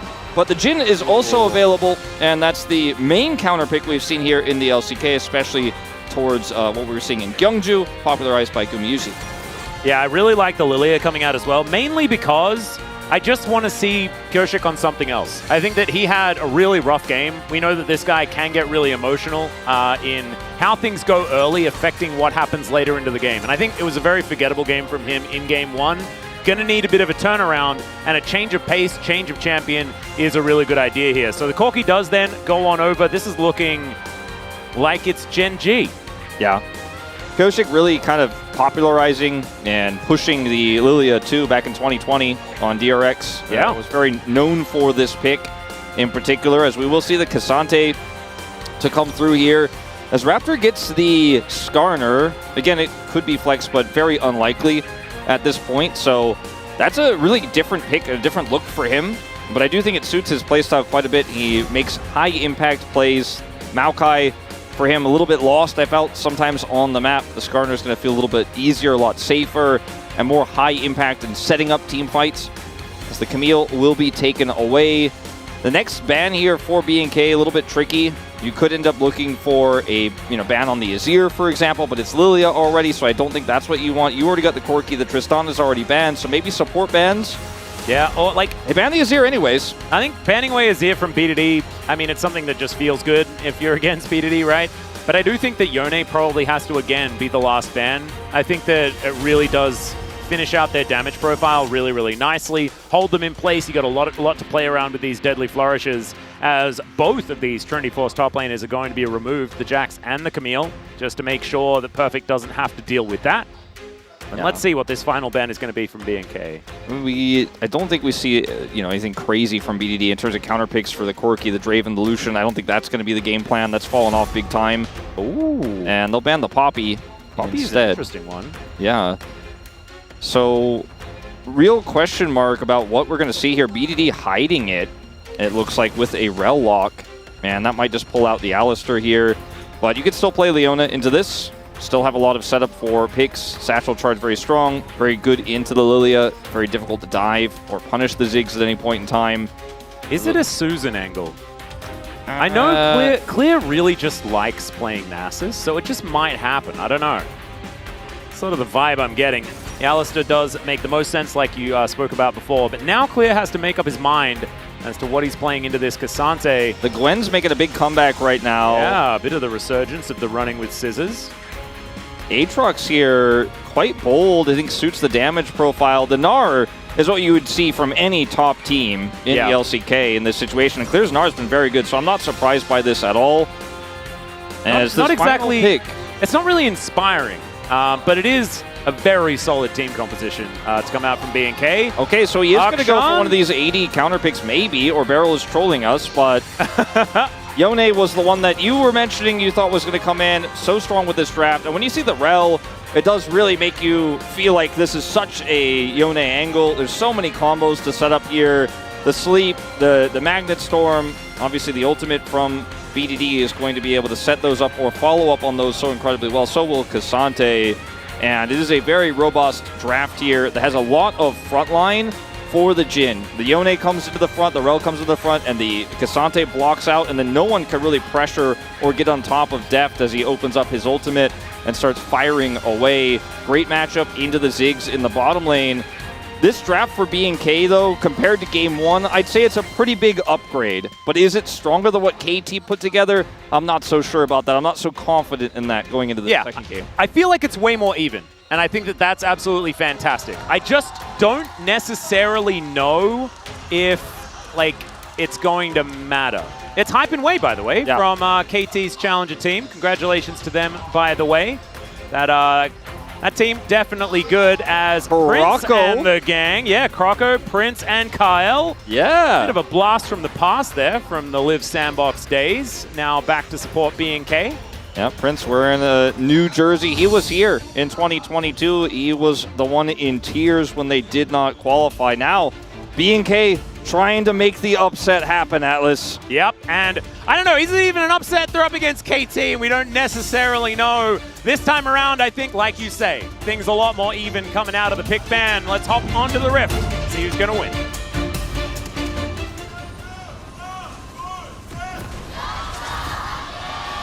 소환사의 협곡에 오신 것을 환영합니다. Oh my goodness. I think the KT fans certainly feeling a little bit of stress in game number 1 and have decided to transition that into volume of fan chant. And we're on the other side. Yes, we are. So that's a lot of volume. And also a lot of stress. They're KT fans. They're probably used to it. It's absolutely fine. It's normal. Pyoshik taking a bit of damage here early on into the game. Yeah, the observer's highlighting that Deft did start W off of that level 1. Also took TP. He did, to match some of those rotations. It's a lane where there's not much else you're going to get value out of. You're not going to want Barrier, you're not going to want Heal, you're not going to want Ghost on Jhin, so it doesn't make a lot of sense. Yeah, you've got also possibly another lane swap coming on in here as KT going to be spotted on this ward. You know, I was thinking about that group of B&K supporters and ex-Live Sandbox players, and I was like, man, that's Chronicle's hopes and dreams right over there on the bench. Very true. Clear. Yeah, he's trying to figure out what's going on. He might not be happy with what he learns. He has to start Hop. Yeah, he did put the Hop on cooldown, though, as well, which is a little bit of a worry, as Pyoshik getting taken down very, very low. We'll be able to smite this Wolf Camp away. And I think should just be able to transition into clearing out this entire topside, 2v2 in mid lane, as Deft on topside and the Ziggs with free time in the bottom lane. BDD is already taken down to 100 health. One more auto would do it, but he is going to have to use his flash, and BDD does make it out. Clear's now, here. Yeah, Clear is going to flash his way in, crash down to defend, and once again, the classic walk angle will be able to get BDD out of dodge. I respect Clear for trying, but you know, he's like, look, I don't have Q, but with Hop I can extend the engage range to try to auto BDD and take him down. It does not end up working out, but the lane is kind of frozen away from BDD here. Very frustrating to play into this now. The minion's far from him, but Deft is just chilling in the top lane. They are pushing that out. Henna will be doing the same down here. Now, unlike Deft being in top side last time, they will have to TP to answer this because, you know, this is a Ziggs that actually doesn't have lane swap protection on his turret, so they absolutely will need somebody down here to keep Henna at bay. Perfect will be the option instead of Deft. Yeah, Clear teleporting towards that top side. He's going to be the one laning against the Jhin. This Perfect does miss a cannon. Sometimes that's just it's just how it goes with some of these turrets. That get very frustrating with when they decide to kill the cannon minion. As Deft still just going to be fine, I guess, in this matchup. For the majority of the time, you really do outrange a Gnar, especially in the early levels. So it should be that Deft is going to be all right up here in the top lane. But I'm kind of on Orcs' side. Like, I want to know why we have top lane Deft. Like, is he announcing that his retirement's actually a retirement from AD carry and he's just going to be a top laner? Well, the interesting thing about this, too, is you pick the Jhin to lane into the Ziggs, and obviously you have the range advantage and stuff like that, but not utilizing it in lane here at all, and then just putting him in top side, trying to get big advantage up there. They have gotten some, but if he just teleports bottom, it feels a lot better. His closer will be fine here. But again, they opt to teleport Perfect down into the enemy bottom laner as... All right. Cow versus Metal Pants Horse as, all right, getting a little bit more than they bargained for, but that's so much damage from KT. Closer will be taken down. Deft just wanders up and shoots the Corki and collects the first blood. That's why he was top lane. We solved it. Yeah, no, I that's knew this was perfect. gonna It's happen. just give him first blood. That's how it's supposed to go. It's supposed to happen last game, I guess. Well, Yeah, now he just TP's bot.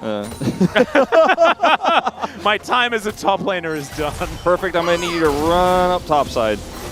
Thank you very much for your service in the bottom lane. Oh man, Well, cannons are just not getting picked up this game. no. Let's see about this one. He gets this one, right? Yeah. Okay. Nailed it. Some cannons, Yeah, but a little bit less than we would like. yeah. As Jonas Strong will also show us this one. Throw execute. Oh, collected. Damn, that's like 2 in a row. This is crazy Yeah. the amount of cannons these players are collecting. But we're going to see Barrel head topside here. Let's watch this play one more time. Now, Closer did flash earlier on the attempt to take BDD out, so he does not have flash. And this starts to get a little bit messy, right? You don't have control of the top side. Deft is rotating down faster. It's a fantastic double crash down here from Barrel, and Closer just has no way of getting out. Already used his Valkyrie to try to chase on the play moments before, and that's how Corky died. Beryl, everyone. There you go. He's certainly feeling himself, and we know that Pioshik was having a little bit of a rough time, but sometimes all you need is a little bit of help from your friends. And Beryl, when he's on form, is very, very good. Still an enigma, but definitely can get things done. And I do like the fact that they see the fact that the Skarner is coming over the wall, and Beryl's answer to that was just bet. Like, I'm just going in. We'll find the two-man Shattering Strike into the crash down, the amount of chain CC, and the fact that Lilia does a fair bit of damage in this early game, especially in AoE, and you can layer that on top of BDD as well, who's able to get a lot done. And you know that Clear is just not going to be able to come down there and impact Yeah, the play. and Headbutt Pulver's on cooldown. Like, the cooldowns early for Alistair are absurd, and he's only level 2. And Closer also using his Valkyrie, try to get in there and take out Pioshik, or Barrel rather it was, who's the target. So a lot of mistakes there from BNK, punished as first Grub will go the side of KT, but this is not a composition where either team is hyper-reliant on it. I still feel like BNK will absolutely love to get every single Grub they can with a Ziggs in their composition, but it's not a Ziggs, Tristana, Jax situation. Yeah. So they still end up getting double here, 2 of the 3. What KT pick up, and they don't actually really have to fight for it, so feeling pretty good about that exchange.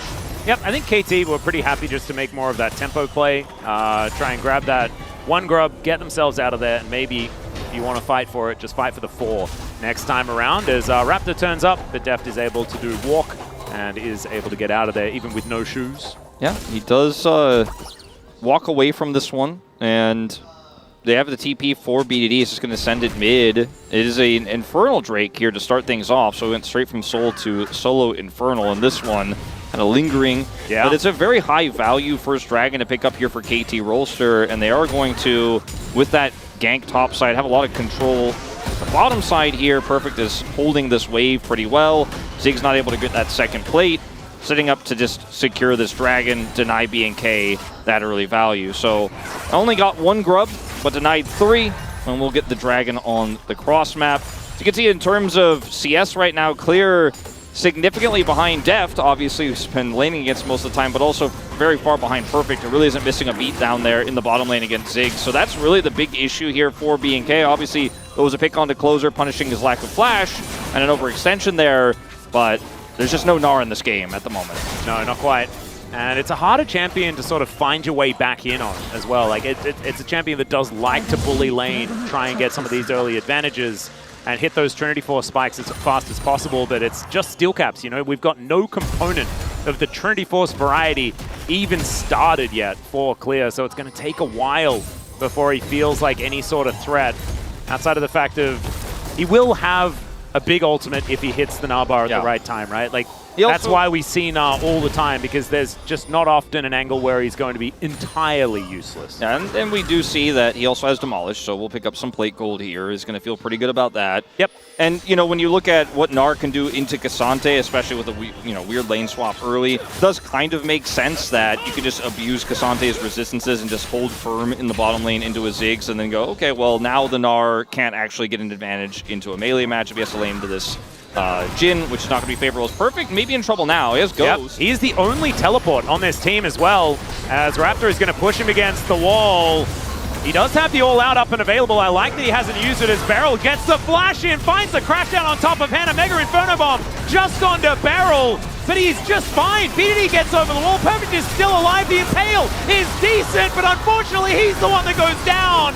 They do manage to find the kill onto the Rel, but Perfect still tanking it up. And a 1-for-1 is not what B&K wanted in this moment, as now there are minions running out. If they're still under this turret, they're just gonna die. Duro picks up the angle and the aggro, and Henner is the one that picks up the kill.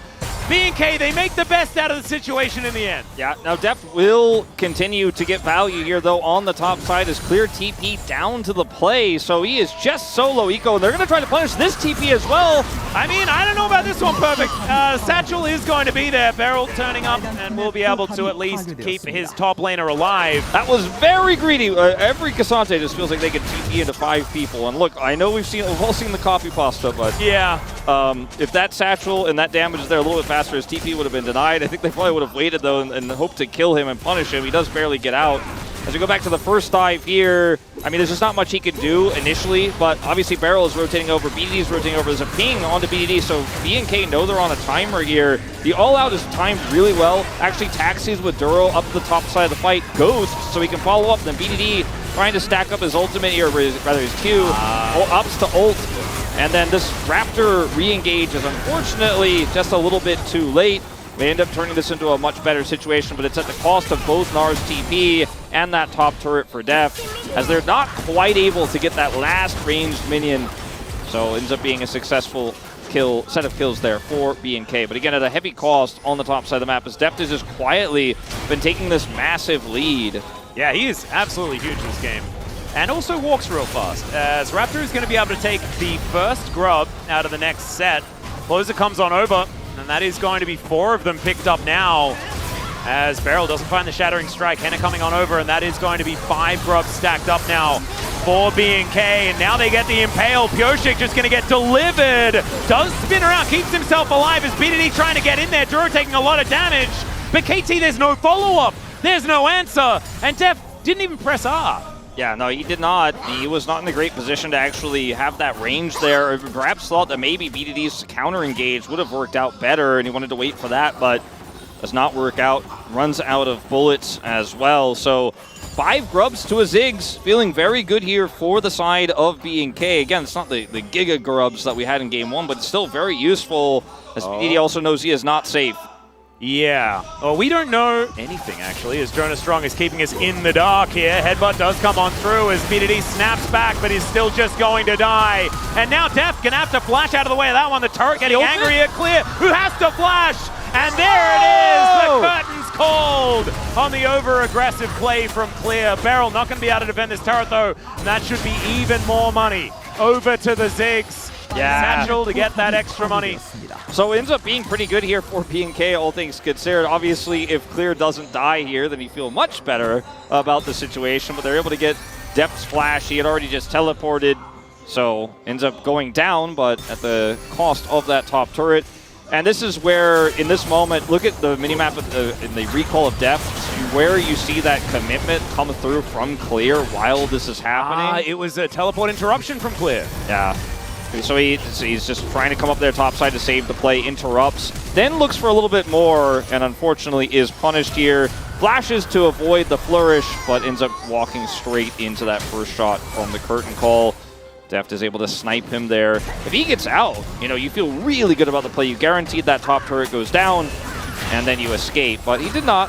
But still, I mean, look at the Ziggs money here.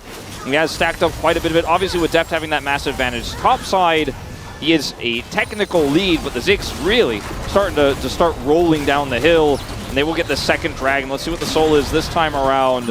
Ocean. Not exactly Low the roll. most valuable, but could mitigate a fair bit of the poke that B&K does have. If KT are able to stack that one up, I actually think a very valuable one on KT's side of things, just with the rockets and the bombs. That is getting ahead of ourselves, because honestly, B&K have had a lot of control around this map. I think that they have been making a lot of great plays, and KT have just continued to seem that little bit disjointed. Yeah, it's not, they're not selling me on this too well right now, Atlas. Yeah. I mean, Deft is having a good game, but it's also kind of been spoon-fed to him freely, because they just put him into a lane against Dinar that didn't show up half the time, and A lot of resources were given to him, and Clear fell massively behind the Cassante. And yeah, there are some pretty significant leads here, and there's kind of a gaping hole in B&K in that top side. The Ziggs is going to be a problem later on, though, in terms of map control, and that's what I'm most concerned about here for KT, because they don't have a comp that says, oh yeah, I side lane my way out of this. And also, B&K are going to end up getting this Herald for free. Yes, well, I mean, not perfectly free, because perfect, I didn't mean to start that was a good pun, I like it. Yeah, no, it wasn't unintentional, but I think just my brain subconsciously did it. But he gets a turret, and they're trying to actually threaten this inner here, but I don't see any way that that is going to go down. And B&K should be able to utilize this Satchel plus Herald combo to take out the mid turret at will. Might even want to try to time it closer to that dragon to get some prio. Yeah, it could be an opportunity there. We'll see where Raptor decides to put it. Closer catches the wave towards the bottom side.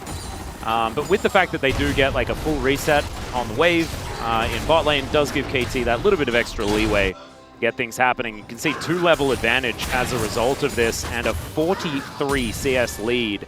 And if we go back to our Challenger days, Wolf, right, this is not, like, Perfect was very good, but Clear was fantastic in his time in Challenger. And in their matchup, this is not what you'd often see. Oftentimes, it was Clear sort of running away with a lot of matches, and then Perfect, the one that augments his team later on in the game. Kind of a bit of a flop on this one, but and a very different story, I was gonna say, like, it's not their matchup. Yeah, It's we didn't odd see, seeing it. We didn't see depth in challenges either, you know. Yeah, that's I'm true. playing Jin in the top lane, but yeah, I mean, but in terms of where we're at in this game, though, you know, Perfect had a hard job too against the Ziggs bottom side and mitigated it very well. Duro, yeah, Q going to be missed there. Nice footwork there from Duro, but can't get out of the way of the deadly flourish. Has to throw down the ulti. Is now Beryl in amongst two members of B&K. Henna throwing these bombs around. Mega Inferno Bomb. Beryl just going to die. Didn't have flash, didn't have any way out. And so that is going to be a 1-for-1 trade. And BDD looking to try and get over this wall. They do manage to bully out the Skarner, but there's 2 minutes left on the Drake. We're not really fighting for anything outside of pride. yeah, we were just fighting for a little bit of tri-brush control and Drake entry control here. KT do win the fight for that, even though they end up losing barrel for it. There's a lot of extra vision that is picked up here. So going back to this play, it's just Duro trying to give Closer some shadow here so he can actually continue to push. They also have the Ziggs coming over, so looks like a good setup here for B&K, but look at this flourish coming through from Def, getting the root here onto Duro. His ultimate is going to make him durable, but probably should have used it a little bit earlier if they were going to actually try to commit to this fight. Beryl does go down in exchange here. Henna does ult him, but look at all the vision they gained from this 1-for-1 trade. I feel like KT definitely won out in the end. Yeah, health bar leads in the end, so the disengage was on B&K. Agree with you. We can see still B&K have been able to get back out onto the map. Fair few control wards down. You can see actually there's a full line heading towards that dragon. You can see that they do really want to start stacking these up yet again. And I don't blame them. I think denying Ocean Soul will be a fantastic thing for their composition, but it'll also mean that in a poke battle, they will 100% destroy KT. Yeah, KT, I mentioned they had all the vision, but they gave up control of it. Perfect. Yeah.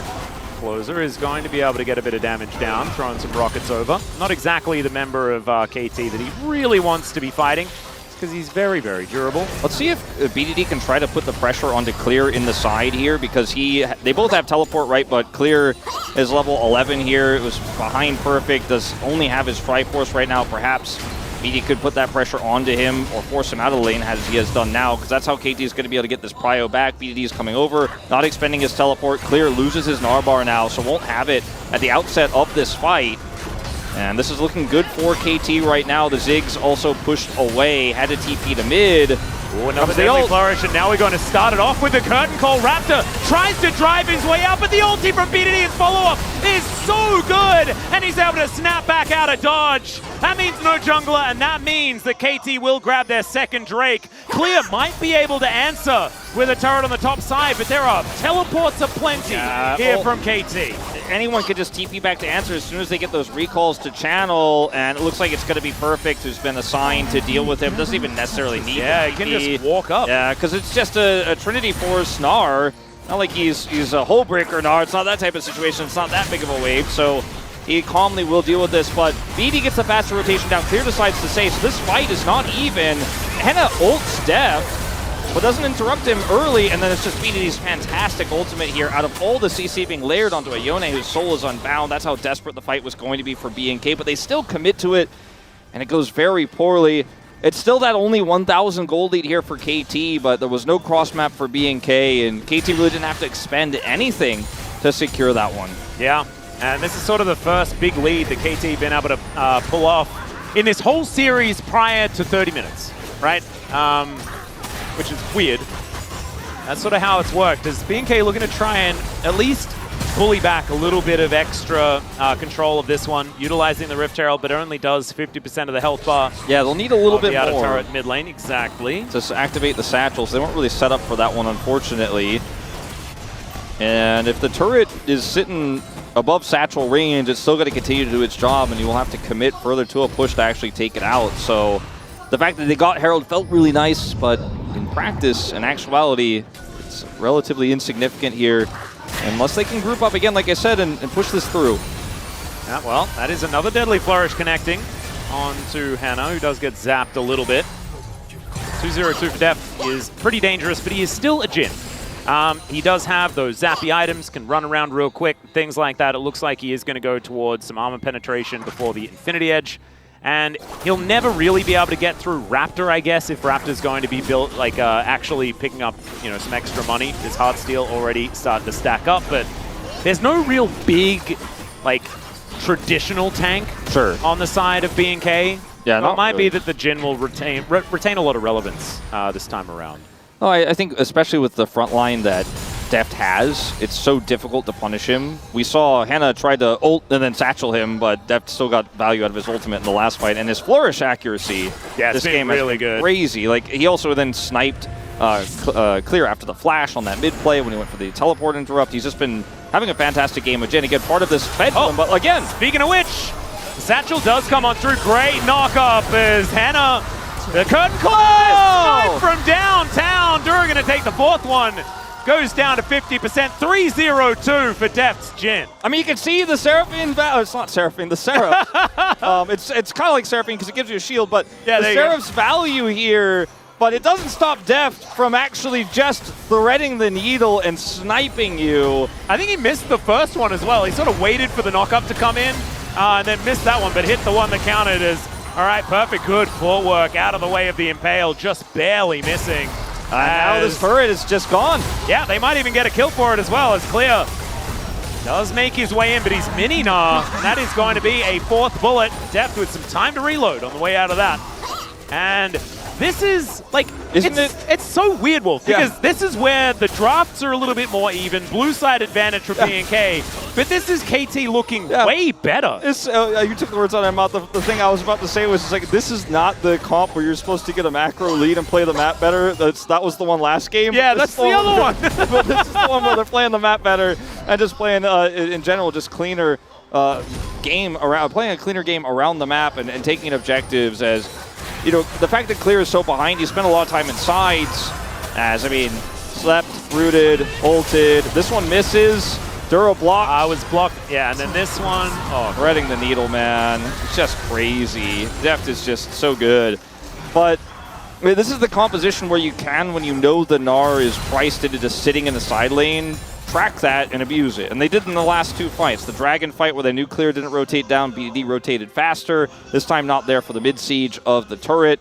And the gold lead is starting to get larger and larger here. We were like, oh, it's only 1,000 gold lead, and now it's double that for KT Rolster off of just one big play. Yeah, now we got Shield Bow completed. The Mortal Reminder is done here for Deft, so he can start building towards like real damage items after sort of paying the armor tax. Yeah. Just so that he has some way of getting through Raptor. It does make a fair bit of sense, and as you're at this level, base armor is going to be enough to make it worth it. As KT just setting up for a little bit of a K-ramp. They do have a great 4-1 composition. It's not a 1-3-1, but the 4-1 works out with the Yone in the side lane, and that's what they're employing at the moment. But BDD is going to rotate up. Looks like we're trying to go for another 5v5 as the Magnet Storm into the backline. The ulti pulls them all together. Mega Inferno Bomb does decent work, but Pureshit goes golden. The Deadly Flourish again, and these curtains are deadly as it's a double for the Cassante. BDD, yeah, look, maybe it's time to move back now as you have single-digit health, but Def finds another one! The shield comes out, but it ain't enough to stop the fourth shot of this Jhin! And I swear, this is his best Jhin game his whole career. Oh no, it's gotta be. And the Jhin ban in game 1 is probably gonna make a comeback. You have to imagine after how this is looking as they pick the Ziggs this time, but Def gets an early lead and he pops up with the Barrel, doing such a good job here of not only preventing any peel for Raptor, but then also setting up the ultimate from BDD. And this is the front line for the curtain call that we were talking about. Deft is untouched. He is given so much agency, so much extra space as BDD gets the shield here, gets out, and Deft is just like, see ya later. I'm the counter to Ziggs, but I'm playing the best Jhin game of my life.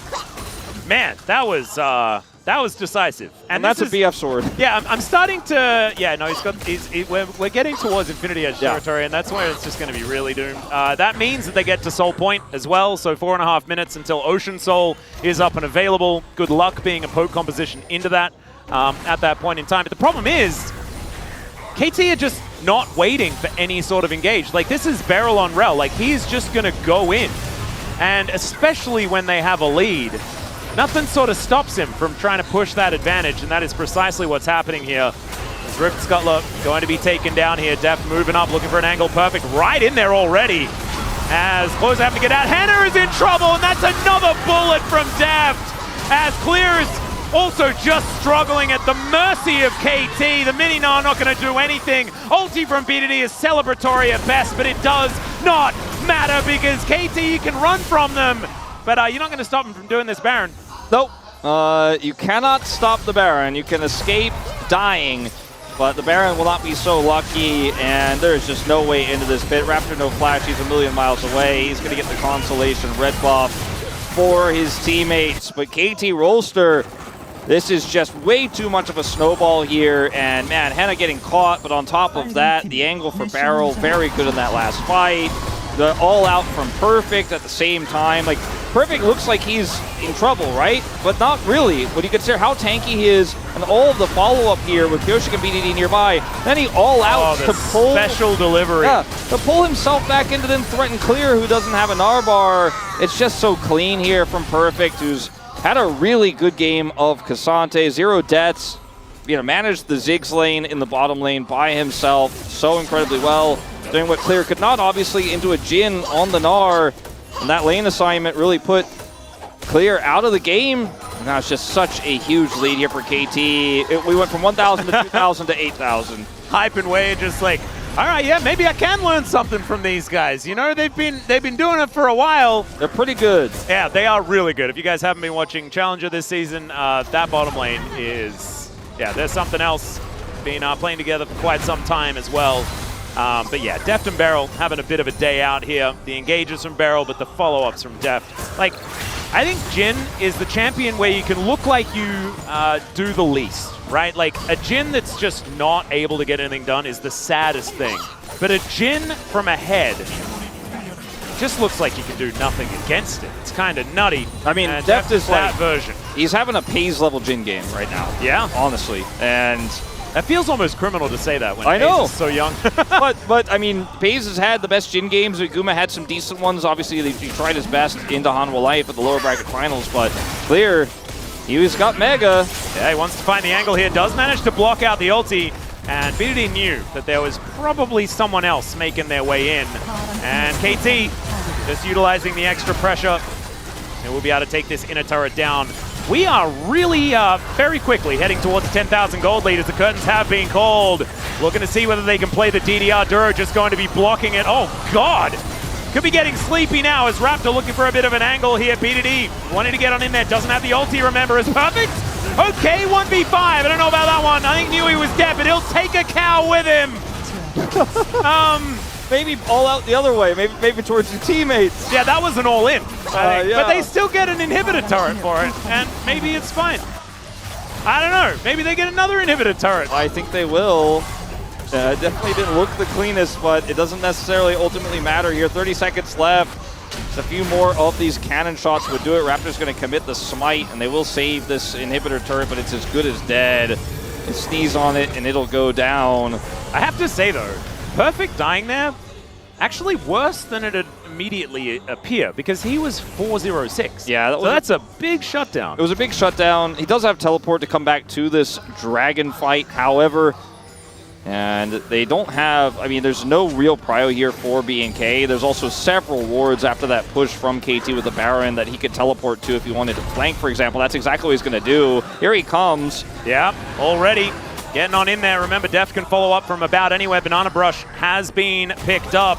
And Perfect is just not stopping. He's just going to walk in. Deadly Flourish. Deft in a great position. Duro finding a bit of a headbutt back onto Pyoshik, but he just doesn't seem to care. Goes Golden. He'll be absolutely fine. The first kill onto Clear is going to go down. These wallets are absurdly heavy. Just in time for Natlan's release, says Beryl. And he might be falling down here. As, all right, B&K, oh God, they're routed. There are the curtains. Misses the first one, lands the second. One left in the chamber, the stun goes down. It's a double for the Jhin. That'll be the ace, and I don't think a Dragon needs to apply as KT will walk it down the bottom lane and look to make it to a very early match point. Deft tricked me. I thought Jhin was just supposed to be walking around reloading Atlas. He's not supposed to be 10-0 and 8. Deft is making a case for maybe one more dance. We're not there yet. They've got to win a third, and they're going to have to beat T1. But what a performance from the legendary 80 carry. KT Rollster making this second one look so easy. And I remember back to 2018, Deft face-checking on Jhin, losing a series, and it felt awful. This was catharsis for all of those Deft fans that see the Jhin lock in and immediately react with a cringe. We are going to now immediately react with a pog from now on, okay? That's what it's given us as Deft fans. Absolutely beautifully played. And I tell you what, KT making a much more even draft state look way less playable for B&K. And look, you wouldn't have it any other way. No, and the top lane Deft in game one certainly left us head scratching a little bit. It wasn't horrible by any means, but it did feel a little bit peculiar. But in this case, it gets so much value out of it.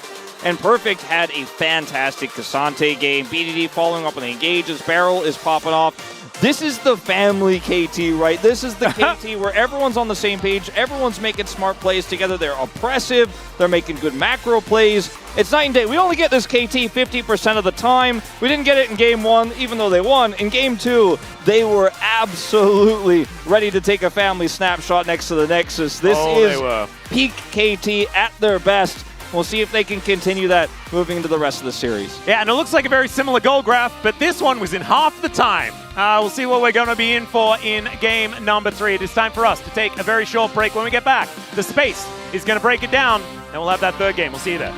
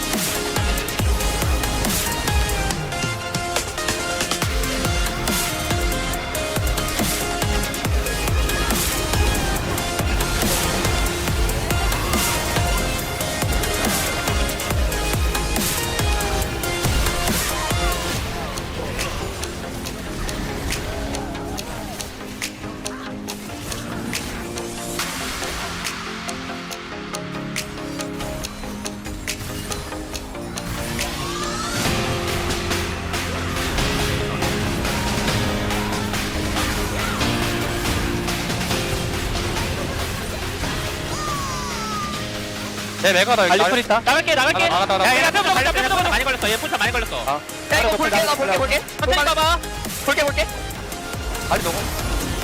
다 되었어. 떴어. 떴어. 잘해볼게. 나 막혀줄게 이거. 야 막혀줘. 나 볼게. 걸었어. 노블. 달리면 잡았어. 또 봐도 돼. 나 딜러 다 넣게. 길게. 맞아. 좀 맞아. 오 진짜. 얘들아 나 못해줘. 얘 딜러 다 넣고. 딜러 다 넣고. 서로 발키를 방금 빠졌어. 와우. 서버들. 와우. 잘했다.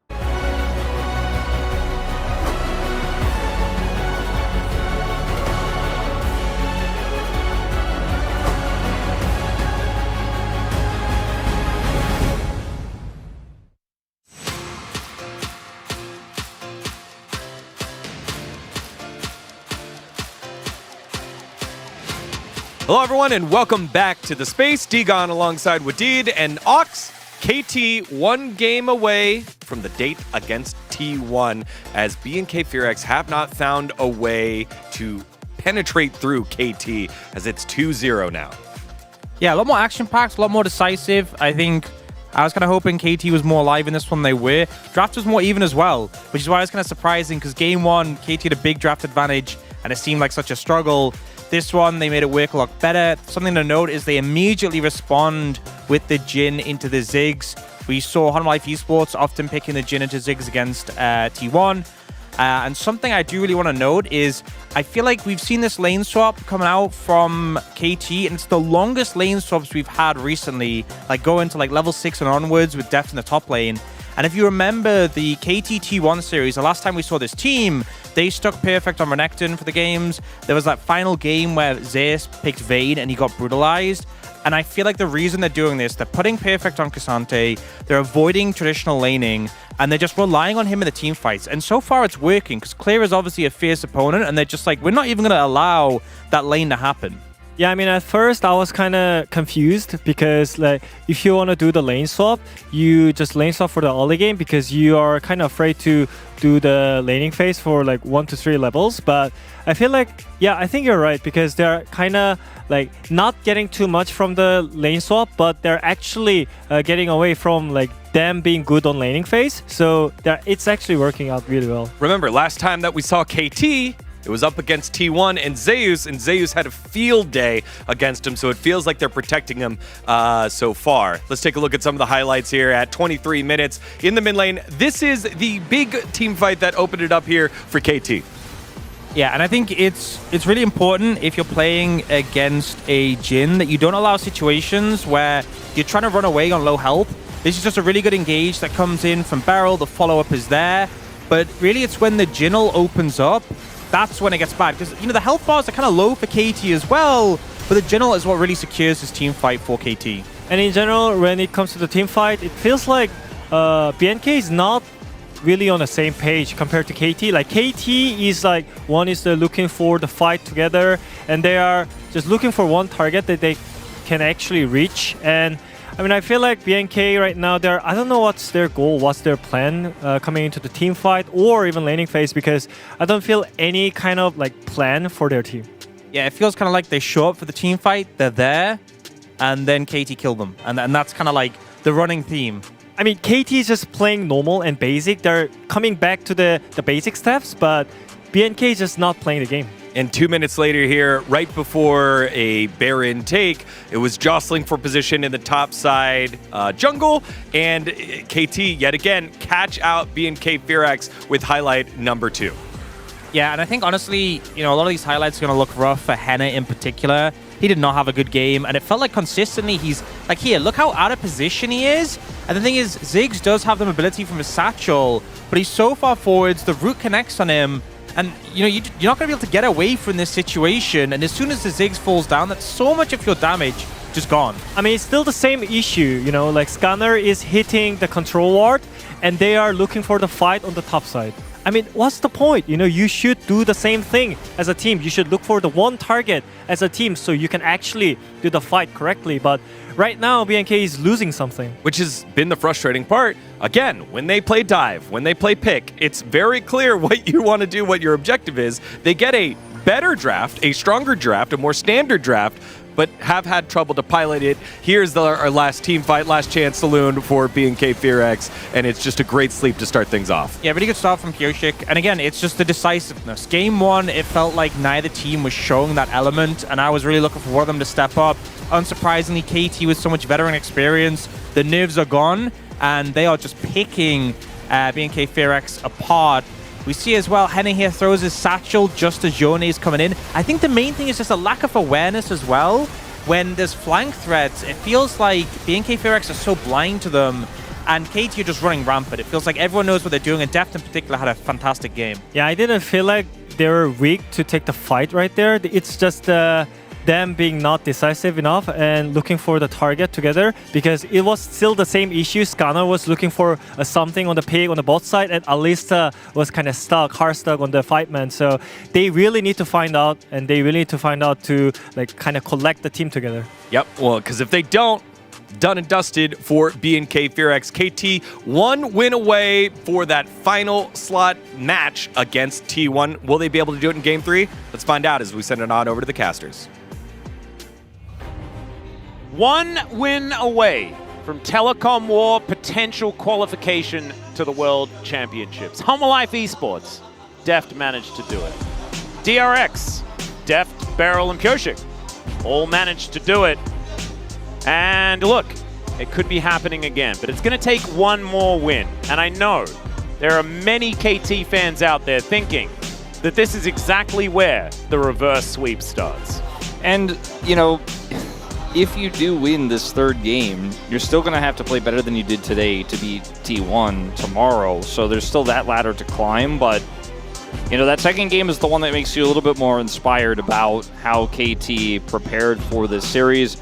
No surprise that B&K choose blue side, but it will be the last blue side of the series, at least their last side selection. As let's see what changes, because the Jhin, I think, deserves a look.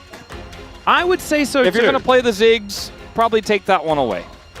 And what then do they give up, right, as far as these bans are concerned? Last time around, it was Ivern, Tristana, and Maokai. Maybe one of the trees takes a step off the bench, and they try to play around it that way.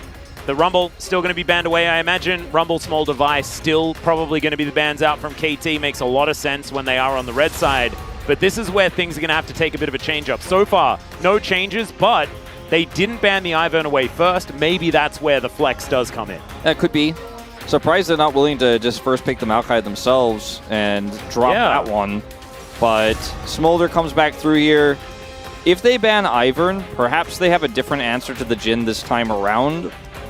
Or maybe they won't play Ziggs. We'll find out, but those are your options right now. Everyone's looking at Closer for this third ban because this is the one that's the big question.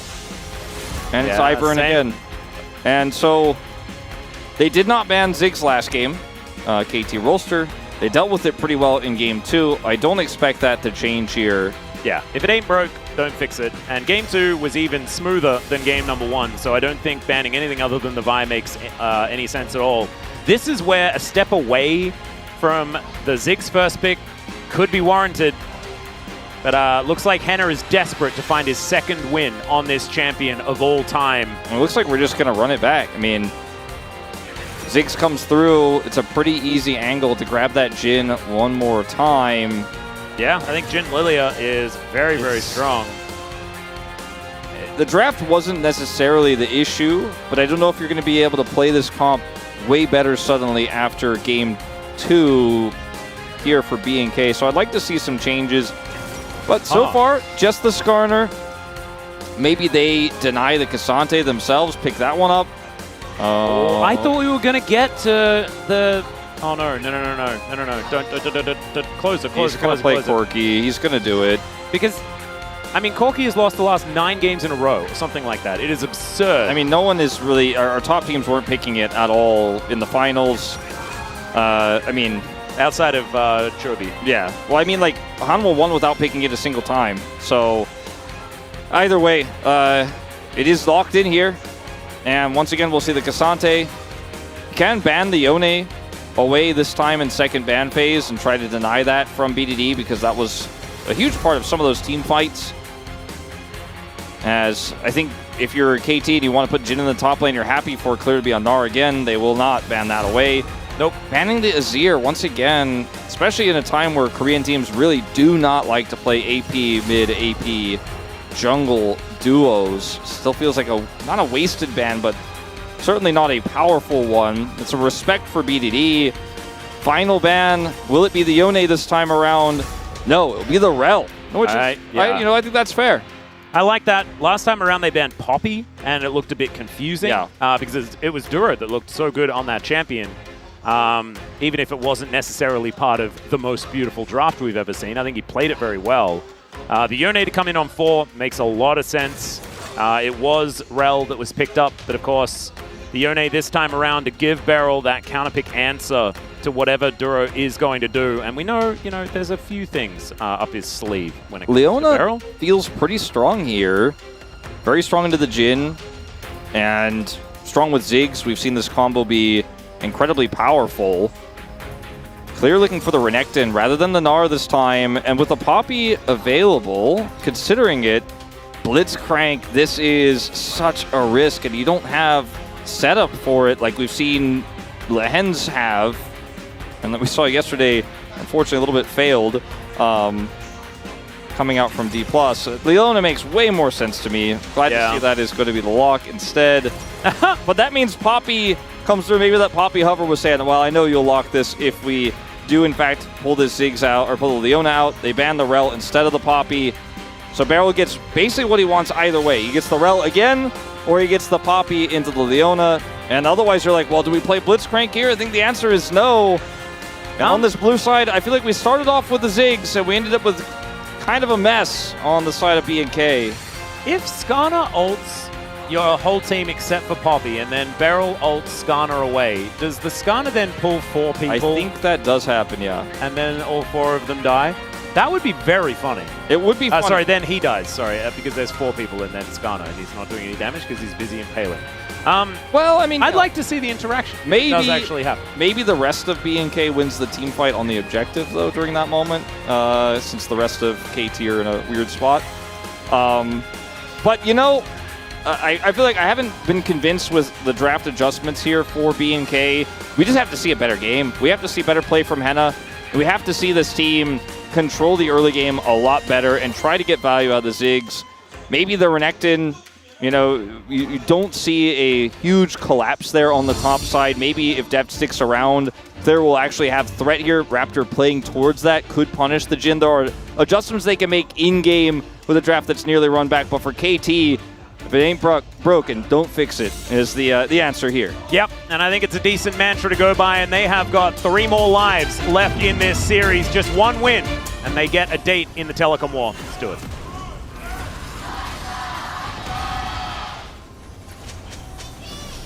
소환사의 협곡에 오신 것을 환영합니다. All right. B&K fans, KT fans alike in full voice here as a bit of desperation on the B&K side of the stadium right now. We'll see what they can do. They do have the Zoid skin Renekton, which is pretty cool because I was a big fan of Zoids back in the day. I mean, anyone who was old enough like we are to watch Zoids probably was. Yeah, it's true. It was pretty cool. Robot animals when you're a kid. I don't know. I don't think there's anything more cool than that. Yeah, no, it's very cool. Yeah. I loved all the transformation stuff. Yep. It was very in back then in the late 80s, early 90s, You remember Bionicles? Yeah. Damn, those things were cool. I don't know what it was about them. As this is not so cool. Beryl is going to heroically charge his way towards a wall. Does put his flash on cooldown as Deft is behind enemy lines. Yeah, he's lane swapping to the other team this time. Yeah, he is real. This is some serious lane swapping that he's got going on right now. Because they show in lane, he is going to be able to get back freely here. Beryl, the question is how much damage does he take before Deft returns? Well, looks like not a whole lot, as Bouncing Bomb will eventually connect. And Deft comes down, doesn't miss any minions, and was very weird, but ultimately not a whole lot to come from it outside of Beryl losing half of his health bar and his flash, but gaining a Hex Flash and getting an Ignite out of Duro. Maybe he's okay with how the trade has gone. Yeah, in this matchup, you feel pretty good with the Jhin into the Ziggs. As you can see here, you can outrange with your Flourish, try to root the Ziggs, try to trade into him while he is rooted. And when you have a Poppy, it can work very well. But because he came to lane so late, they're going to get level 2 first. So we'll just have to weather the storm for a moment. This does mean Perfect will remain on the top side into this Renekton. Let's see what Clear can get done on the pick that Perfect played exclusively into T1. The last series he did play. He's been a known Renekton enjoyer, so probably understands the matchup very well. Definitely a lot of Renekton experience, for better or worse, on his side of things. As Deft and Beryl getting shoved in a little bit here. Hannah throwing a satchel over. And that cannon will be taken down. It's just KT without very much control of the wave, and so this will eventually crash on forward. There's not going to be too much of a difference when it comes to the CS between the two players. But our first time that we're going to see some just good old honest laning between these two squads. And I had a feeling that KT were just going to lane swap it once again.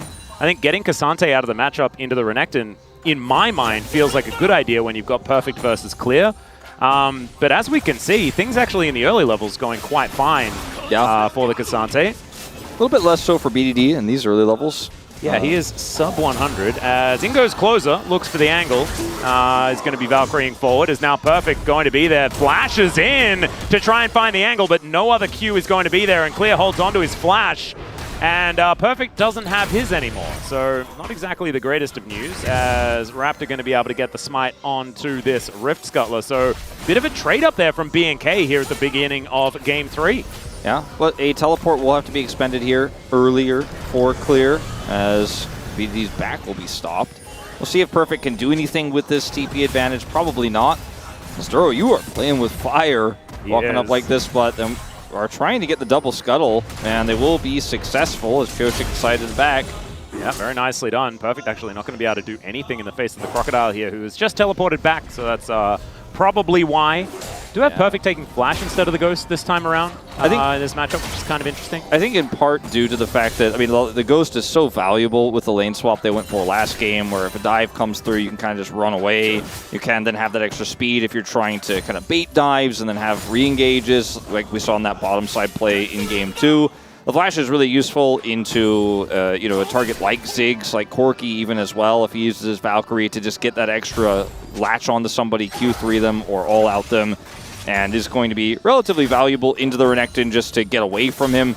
If he does decide to all in, or if they do look for dives on the top side, a bit of a different story than laning into a Ziggs in that ranged matchup. The Ghost is going to be more valuable.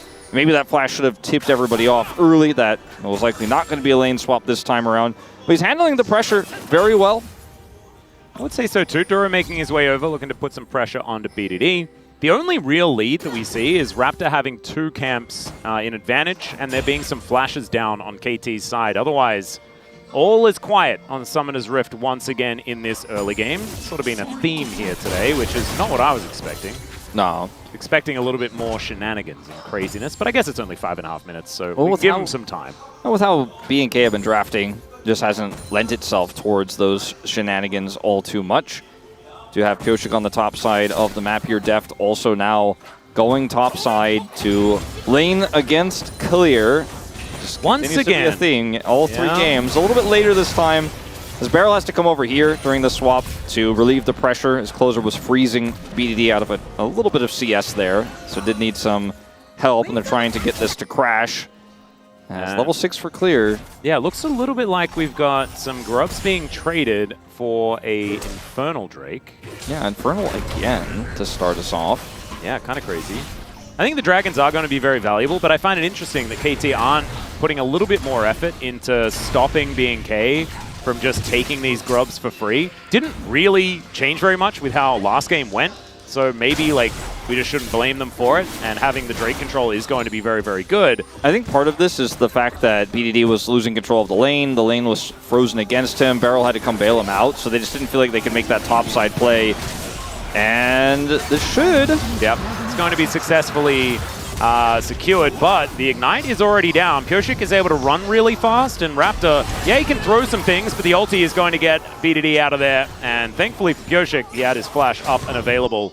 So another one is on cooldown. They do manage to take the Dragon, and Beryl is now just going to move towards the top lane to try and make Clear's life frustrating. I mean, BDD is so low resource this game. You know, he lost lane in the early levels. It's not that the lane is over per se, but he lost so much momentum that he got frozen out of a bunch of minions. Beryl to come bail him out. Now he's super low here again. Duro's going to come over and help Closer get plates. Yeah, a couple of plates go in as Duro is going to get caught here, but BDD's in the most trouble. That is going to be first blood going over to the Corki.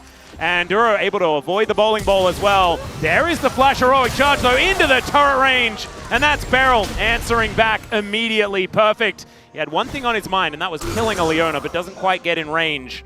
Didn't have his flash up. It's up in about half a second, and there it is. Yeah. Not going to be enough to get him there. And I don't think expending it immediately was going to really be the play. No, but, you know, at the end of the day, still a good play to look for that on to BDD. Impressive here from Duro with the Zenith blade, but no communication by Clear. It seems that Barrel and Deft had evacuated, had left the lane. Remember also that Deft is pretty close to being in ult range as well here, so they're making a very risky decision when that top side is missing, but ends up being a 1-for-1 trade. But the ultimate result is that BDD is still significantly behind in farm, kind of like Clear was in Game 2. Well, Duro, once again, back in the mid lane. Shield of Daybreak going to be carried there by BDD back towards his soul that he just unbound. And the gold here is really in those jungle advantages that Raptor picked up, the double scuttle. He's 3 camps ahead right now. And the lane advantage that Closer has here in terms of CS. And he has that kill too, but I mean, that's the CS, that's the big number here. And we really need to see this Corki's advantage actually mean something. Because we've seen Corki's get ahead many, many times. There was even the series yesterday, right? Yeah. Where Showmaker was 8-0 or something on a Corki that still lost. Even though they ultimately won the series, it wasn't one of these, oh, well, Corki is just still fine. I feel like there is a little bit of an issue with getting him over the line later into the game, as Beryl is going to get solar flared. In a little bit of trouble here. Pyoshik does come down. Deadly Flourish is going to be in there. Oh, the heroic charge. That was a bit of a mistime, but still, they are getting sleepy, and that is BDD getting one back. The flash forward from Dev as the Impale is decent. 2 kills immediately as Henna is in there, offering that damage back. Deadly Flourish going to miss this time. The Dancing Grenade gets the flash out from Raptor, but Henna is going so ham. The bullets come through, and it's BDD that's getting so much of this value. Yeah, well, this ended up being a 3-for-3, but BDD being the recipient of all that gold there at the end is really going to shore up some of his deficit he had moments ago. Will still be about 500-600 gold behind after this play. Don't think he'll be able to get a plate right now with Duro coming over, but if it's only Duro, then maybe he will. But BDD was in a lot of trouble in terms of being relevant in this mid game, but that is really going to help things out. Now Barrel comes over, BD's staying at half health, he will back away, so no plates for the Yone. But look at the control right now that BNK have, and that's why Duro is like, okay, I have level 6 advantage here. I can pull this off, but Poppy is just so tanky. And with both Yone and Jin, I mean, this is the real combo. They can engage and assist these plays where you think you have an advantage from so incredibly far away. BDD does it twice with his ultimate and with his Q3, and he just kites back. Now Henna comes over here, Def flashing aggressively. You know, it was a big problem here and part of why he goes down ultimately, but BDD will trade it back, so ends up picking up 2 on the play. Wild game. This is the action you were looking for. This, yeah, you thought this was going to look like, and I think it has finally devolved into. And now that's 6 grubs for a Ziggs team. So last time it was 5 that they managed to get, couldn't quite get over the line. Maybe 6 is going to be the ultimate backbreaker for this Ziggs to be really, really powerful when it comes to taking down these turrets. Needs to get some spare time with them, obviously, as KT putting on the pressure here towards its bottom side. All right, Pyoshik gonna have to flash the solar flare. Does get slowed down by it, but should ultimately be able to just run this one off. And he is a pretty slippery deer, so is gonna be able to get out of there. Yeah, and Ziggs has so much power in terms of turret destruction, but really only picked up, okay, hold up. Yep, that's a flash forward. Steph's presence is good. Watch out, Eep. And Pyoshik's going to be able to get out of there. Yeah. Good ward. That gives them a lot of value. A lot of advance notice on that. And he will get away, but his backs are, or these backs are delayed. And this is what I was going to say. Henna, you know, he didn't get a lot of plates in bottom lane, but now he's in satchel range of mid. Yep, while KT were kind of floundering around that play towards Dragon. They will lose both the Dragon and the mid turret here as the Ziggs with all these grubs and that satchel is starting to get money. And it's not just the plate value that Ziggs gets advantages with, it's just the whole turrets later on, especially if he gets some time alone with an inner turret, for example, and BNK. If they get map control, that's on the menu. And getting a lot of control around this Dragon right now does even us up for a Chemtech Soul. Oh, Ox, come on, man. It was going so well. Yeah, he's really got to, like, I know it's like game 3 and stuff like that. Like, we've got in, like, we started a little bit later than we would otherwise on the weekend, I guess. But still, man, you gotta keep it together. Yeah. That's okay. I'm sure he'll have an excuse for us as to why the Chemtech Soul was let through. Let's talk about what it means. I mean, there are certainly some uses for it, although not as many as some other of the compositions. I think if you were talking about the Seraphine comp from earlier on, theoretically that could find an angle. It's pretty good for Yone. Yeah. And it's okay for Cassante because it's very difficult to kill him. He goes sub 50% health. Those resistances are going to make him frustrating to deal with. To a certain extent, same is true of the Skarner and the Renekton, but, you know, I mean, like, it's not horrible, but it's definitely not the highest value, and it's a trade 1-1, so I think we're going to see a lot more topside focused plays like we are now. Yeah, that's a great heroic charge to interrupt the charge from Brain. Knock up the ulti, and Raptor is going to be executed by the turret. Gorgeously played from BDD and Barrel Duro with a sidestep, but he's still going to get sleepy. And Pyoshik doesn't even need to press that button because KT just pile in on top. That's a big advantage to be pulled up. Not enough to get them back into the game on even footing. Still a good sign here for the team with match point. Yeah, Raptor and Duro down flashes. Fortunately, Raptor's flash is coming up just now as Perfect's going to come down here and try to prevent some of these plates from coming over as Closer TP's in. Yeah, wanting to deal with the wave more than anything, but the Void Might's going to be there as well. Yeah, the 6 scrubs really coming up clutch in this moment. But that last play, that last fight is B&K trying to make a proactive play on top side, but KT just playing the map better again, and all that CC chained into what is a relatively tanky Skarner isn't, you know, it's going to be enough to let the turret do the real heavy lifting. Oh, over the wall goes BDD. He's playing so aggressively this game as Duro just trying to run his way out the Mega Cone. He wants to get there, but he's not going to be able to. It's Beryl that finishes him off. And he'll take the cone out. That is going to be Shelly picked up. Closer able to get that shove on that bottom side. Certainly high value there. And 1 versus 3 for Raptor. I don't know about this one. Does have Henna in the back pocket, I guess, but not going to be able to get in here and defend that control ward. Yeah, they're trying to crash this into inner to maybe get Henna the opportunity to execute, but it's at full health right now. Although Deft is not, so there's definitely an angle here. If KT do end up getting caught, lose one more player to take out that inner, but instead it's just going to be Henna clearing waves. Topside Renekton is pushing as well, who's getting some decent value of the grubs. But going back to this play here, it's a proactivity from Raptor. But look at Beryl just saying, okay, well, if you're going to go around the wall, through the wall, I'll just push you into the wall. And he and BDD chain CC the Skarner to death as he picks up turret aggro. If Duro has turret aggro, you might get out of there. If he had flash, you might get out of there. As over here, oh dear, it's a sleepy crocodile. And he is just going to get put down by the Wind Brother. Yone just going to grab himself the kill. BDD went from getting crushed in Lane Wolf to now he's on a killing spree. Yeah, now he's just too big to fail, it almost feels like here. And again, it's a play around topside here with KT having all the members they need to deny said play. They're really indexing into trying to get value out of these grubs, trying to get these turrets down. They got mid, they got bottom. They're trying, and they're hard forcing, I would say, to try to get topside. But KT know that's the goal, know that's the angle, ended up cleaning them up again. Still a lot of money here in B&K's wallets. They're 1,000 gold ahead because of that turret lead, 2-0 right now. But in terms of kills and where the money ends up for KT, the fact that BDD is so large on this Yone now is starting to become a bigger and bigger issue because the gold that's on the 3 standing turrets and outer that KT doesn't have will be collected later. Well, this is the thing. That's if KT can actually get towards these turrets. B&K does have a composition that's really, really good at catching waves and pushing things back into KT's side of the map. We're going to see this one more time. I guess BDD just started a fight with Clear, and then Clear didn't, and felt Clear sleepy. just didn't respect him at all. I mean, both Duro and Henna are here, but they're not. I mean, they're nearby, but they're not really involved. So. Yeah, Close is dead. And are we just picking Closer now on top side? Like this time, none of his go into the top lane. B&K, don't go there anymore. None of his teammates are there, and they have no vision. So this is the most egregious of the 3.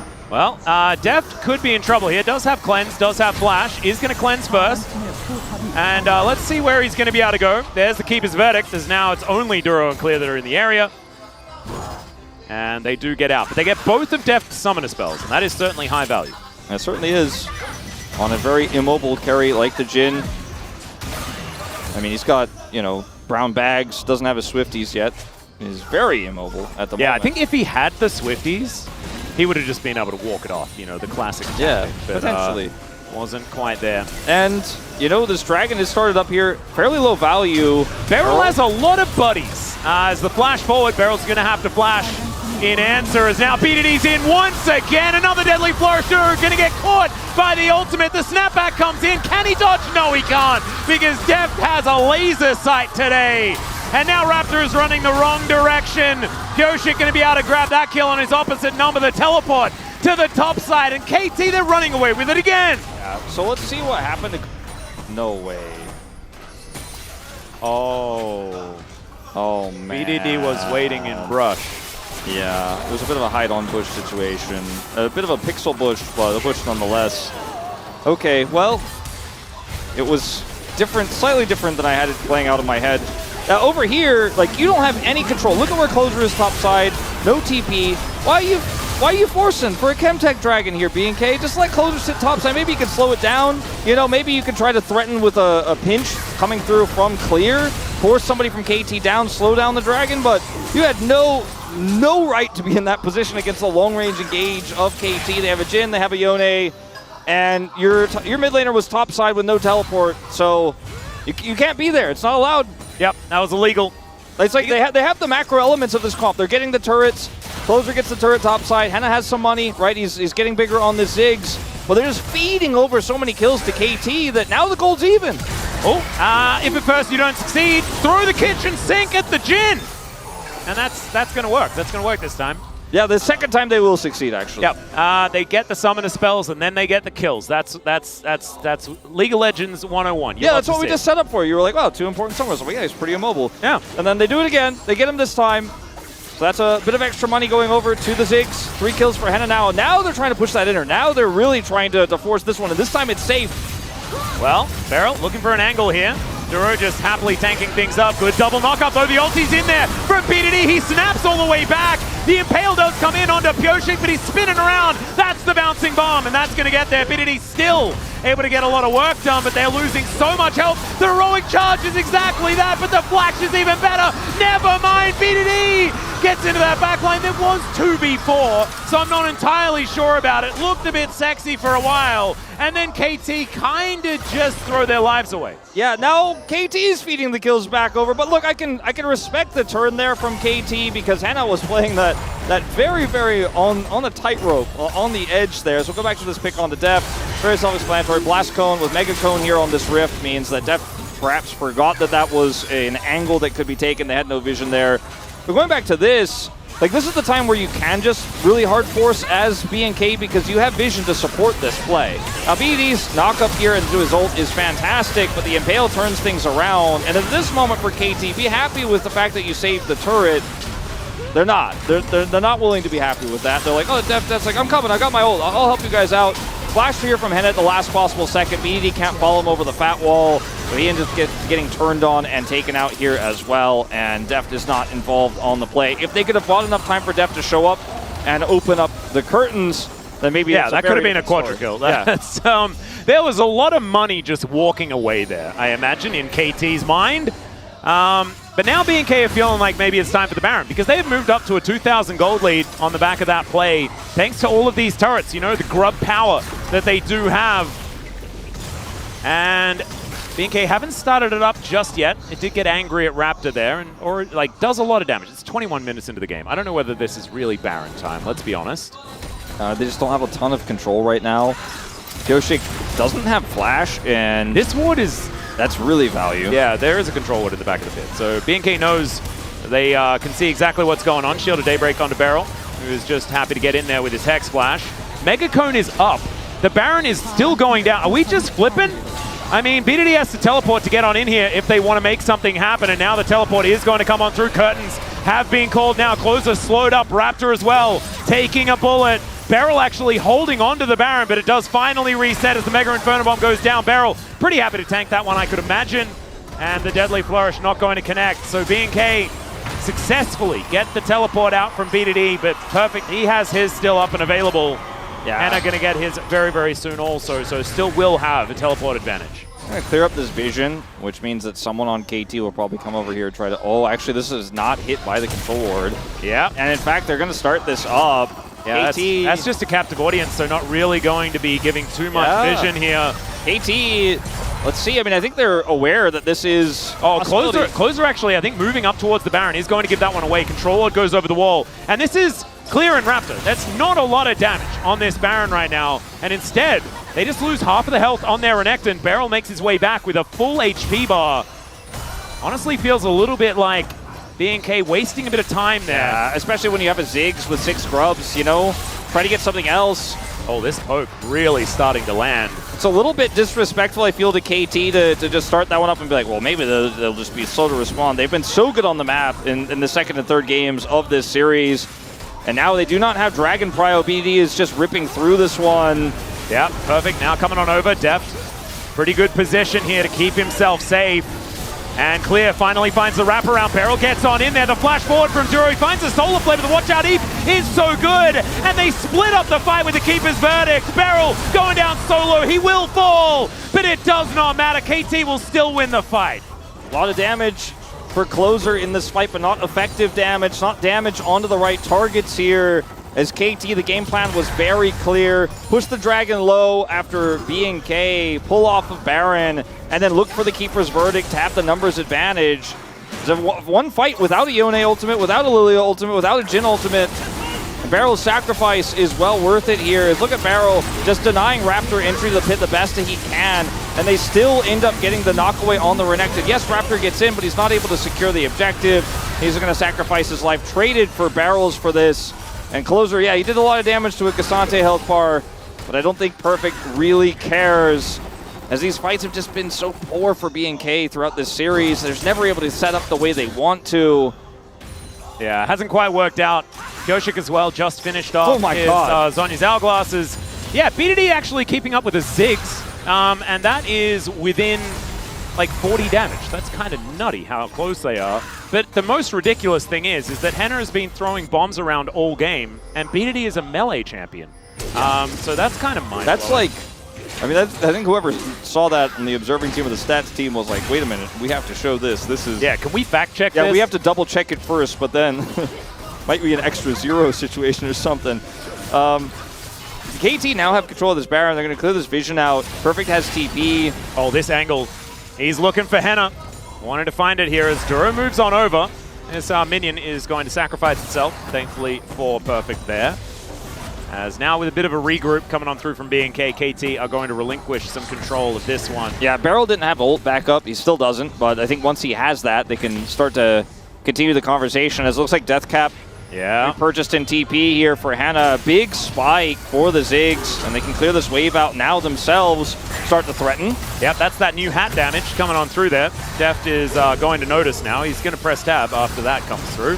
As BNK going to get to work on this Baron. KT have to take the long way around. The minefield is so dangerous. Beryl has to have a big Keeper's Verdict here, I think. Yep, information comes in. Still, it's relatively slow. Beryl gets that control ward over. They know exactly what's going on. Mega Inferno Bomb on Pioshik right now. And this is going to be a 50-50. Let's see who manages to get it. It's Pioshik! Gets that smite off. The all-out comes through as Closer's in so much trouble. Oh, it's the wrong time to take a nap, but he had no choice as the curtains are being called. But I honestly think the show was already over. Bowling ball comes down, and Beryl, he doesn't have flash, so he's not going to be able to get the flash heroic charge this time. But KT, I think they may have just broken open the game with that steal. I mean, Beryl, ulti through from BDD. A little bit angry. I think Henna may have pulled ahead on that damage done number. As now that heroic charge to come in after the Hex Flash. That's just going to get Henna out of there. The Impale going to do absolutely nothing. BDD snapping back anyway. And the inner turret will be falling down. How much more can KT get from this Baron? I mean, they're going to be able to get a lot. Jhin in the top lane. Deft has taken out that inner as well. With that Baron buff, does a ton of damage at the stage. So 2 turrets here, 2 inners worth of gold. BD is going to pick up IE, and Deft looks like avoids the bomb. Now watch Beryl. Raptor smites early because he's in trajectory here through the bowling ball situation, the bowling alley Baron pit. Yeah. Of getting Keeper's Verdict, so has to smite early. That means Pioshik gets the secure, and you just didn't have control. Frankly, BNK, you didn't have control here, but they felt like they had to do something. They had to hunker down on this, and oh dear. Oh God. They're closing in. Beryl and Perfect Going to bring up the rear. Deft was kind of by himself because of that. Now BDD is going to make his way in. Deadly Flourish. Deft can still affect this fight. The flash over from Clear should mean that the Jhin goes down, but they've already traded 1 for 1. There's still plenty of damage, but can they actually land it? The answer's yes. Clear going to go down first. Perfect tanking it up, not going to be able to get out. It's messy, but that's exactly how KT likes it. Flash out from Raptor to try and keep him alive. The snapback comes in, the crash is decent, and another heroic charge. Henna trying to walk his way out. He ain't going to be able to get out of this one. There's the ace, and KT, it's just another step towards the 3-0 and a day with Destiny in another telecom war. That's right, and BDD 8-2-10, nearly 10,000 damage to champions in that last team fight. Oh my, what the, that is illegal. 34,000 damage. He has out damaged the Ziggs. Again, he picked up IE right before that fight. And look, Deft looks like maybe, okay, is he in danger? He has Cleanse and Flash, so he can buy the space here, and I think the trap set by B&K was a decent idea, but Deft can impact the fight from range, and then look at BDD, gets a knock up, turns to Duro, snaps back for the kill, turns on to Clear here, rips through his health bar while Perfect just holds the door on the left side of the fight, gets pulled in by Raptor, but he doesn't care, as the real damage dealer is BDD. Flash is in here for the Q3. BDD everywhere in this fight. A player who was massively behind in the laning phase, but be careful of who you judge in the laning phase. Oh, because if you give this guy gold, and they did, they funneled so much gold into him by over-forcing plays on the top side, he suddenly became a god in this game. And the gold lead here speaks for KT's advantages. It fell off a cliff. Yeah. It really, like, we really got to the coast on that one. Straight off the edge. And KT are really running with it. 5,000 gold lead now, as they don't have Baron anymore. But still, I mean, look at this gap. Like, the woes of the Corki will continue by the looks of things. And even though the early game did go okay, just like okay is not good enough as the curtains are being called. Looking to try and break through some shields here as BDD finding that flank angle and just holding these curtains. And there it is. So not really too much going to occur there, as we've got a Chemtech Soul, ladies and gentlemen. We'll see how valuable it is going to be. But even Pyoshik doing a fair bit of damage now, as you can see. He does have the Riftmaker completed, 3 items for a jungler. Yeah, I mean, without Baron buff and with the Ziggs, it's just so difficult for KT to siege up turrets quickly. Yeah. You know, like, once the minion wave gets through, it can put some damage in, but it just gets cleared so fast. BD is going to have to go into the mid lane. But KT are definitely still in the driver's seat now. For B&K, if they can keep these inhibitors up here, now there's no Baron buff anymore. They have the Ziggs, and I think they absolutely get one team fight here on the Elder. They absolutely get one more chance. I'm not going to favor them considering the massive gold advantage here for KT and the composition of KT and the fact that BDD has 8 kills, has a QSS, and is looking for a GA fairly soon. You know, I'm feeling pretty good about their chances to win said fight. But, I mean, B&K, they need a miracle, and then they're going to have to, of course, reverse sweep with KT having side selection for the next 2 games as well. And that's if they win the Elder flip. And by the way, there's still inners up, so the Elder flip might not even, it's probably not going to be a flip, but the steal that needs to happen, the team fight when needs to happen, then needs to maybe be followed up by another team fight because of all the structures of KT. Like, there's a lot of ifs, but they, I think, will get that one last chance. They will get that one last fight. Last chance in the series, last chance in this game. And it's going to be around this Baron in 35 seconds approximately. And that's, you know, an opportunity for them to, if they get this Baron, to set up for said Elder. And that is a decent bowling ball there from Pyoshik. Yeah, Barrel. They're going to set up the sleep. Dura going to get woken up, but it is a bad dream, and it turns into reality. He is going to fall. It's a 1-for-1 as far as these supports are concerned, as BDD not quite able to find the angle, but Clear, he can't get out of there. The pick-off from Perfect is so good onto Henna, and he's just executed by BDD. He snaps back, and he's going to snap towards the deciding match for Worlds against T1. And if I was a T1 fan, I honestly wouldn't know how to feel. But this KT, on this day today, looked really, really good. if KT plays like this in these last 2 games, we'll forget about game 1 for the moment being. If they actually play like this, I think they should be scared. I do not think it is going to be the walkover we thought maybe it would be after watching game 1. KT We didn't know what their form was going to look like going into today, but now we have our answer. And BDD this time leads his squad from a deficit to come back and smash this game. Extremely punishing from both BDD and Barrel this game. These Jin compositions definitely were not respected by B&K. When you have Jin and an insane front line that also does damage, you are going to have a bad time if you can't get a lead. And get a lead, B&K did not. They didn't manage to carry it through, and as you can see here, KT will advance. The regional qualifier up against T1, who just fell in 5 games to D plus Kia. And you can never count them out, but man, that best of 5 has been set up to be absolutely glorious. And our telecom wars this year have been amazing. It's another year for Henna not reaching any accomplishments, not reaching the peak that he was looking for, not reaching the opportunity to prove himself internationally. Closer misses another Worlds here as well. For the rest of the young players, you're going to have to go back to the drawing board. You're going to have to go back to grinding. It's going to be a long offseason, and for Deft, maybe the hope of that final dance does continue. We got at least one more best of 5 Atlas for this talented man, and he deserves it with the Jin play we saw today.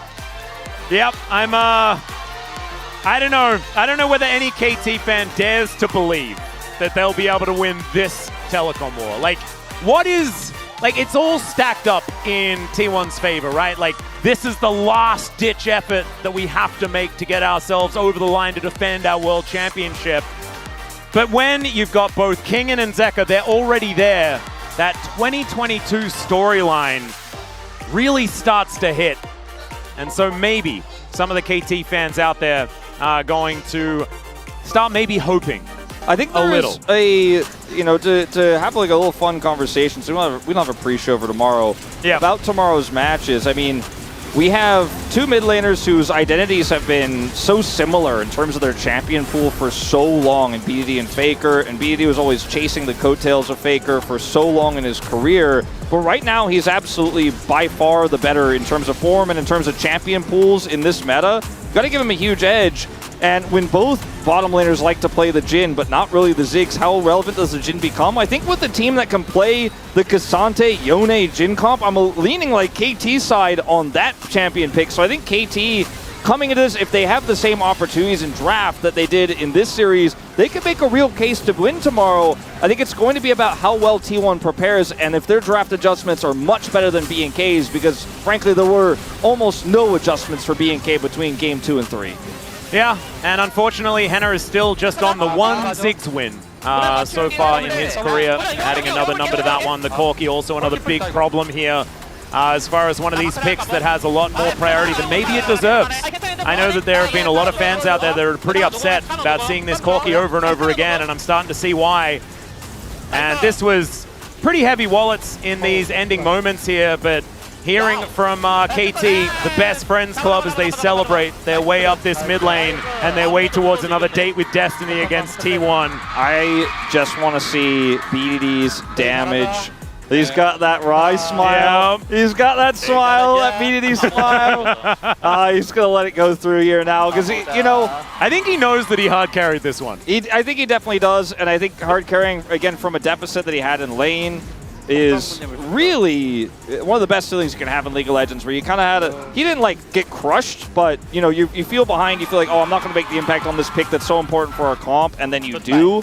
And to be fair, B&K kind of funneled him a ton of gold with those plays topside trying to force the Ziggs. 39,000 damage, over 1,000 GPM on Yone. Crazy. That is probably one of the highest DPM numbers I've seen on a Yone since Chovy crushed BDD on Yone my God, 5 years first ago. Time, yeah. Which was probably one of the most brutal games in BDD's career. And to have a game like this then afterwards is a lot of catharsis. So huge congratulations to KT. Very sad to see B&K leave, but hopefully these young players get it together for next year, and there is a bright future ahead of them. I guarantee it. And now it is time for us to throw it back over to the space to break down the last game in this very quick series. You gotta love the Atlas guarantee.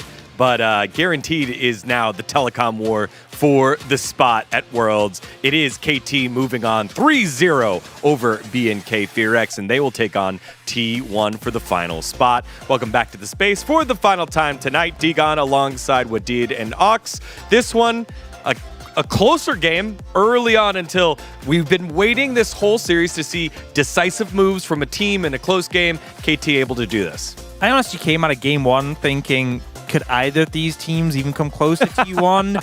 I feel like it was proved to be an outlier for KT. They really ramped up over the course of the series. And when I asked for teams to be more decisive, KT answered. So I think they obviously looked a lot better than BNK Fearx over the course of the series, winning 3-0. But I think looking good into tomorrow's series as well. Yeah, I mean, we're going to look at the highlights soon, but I felt like Fearx was not really ready to getting into the gauntlet.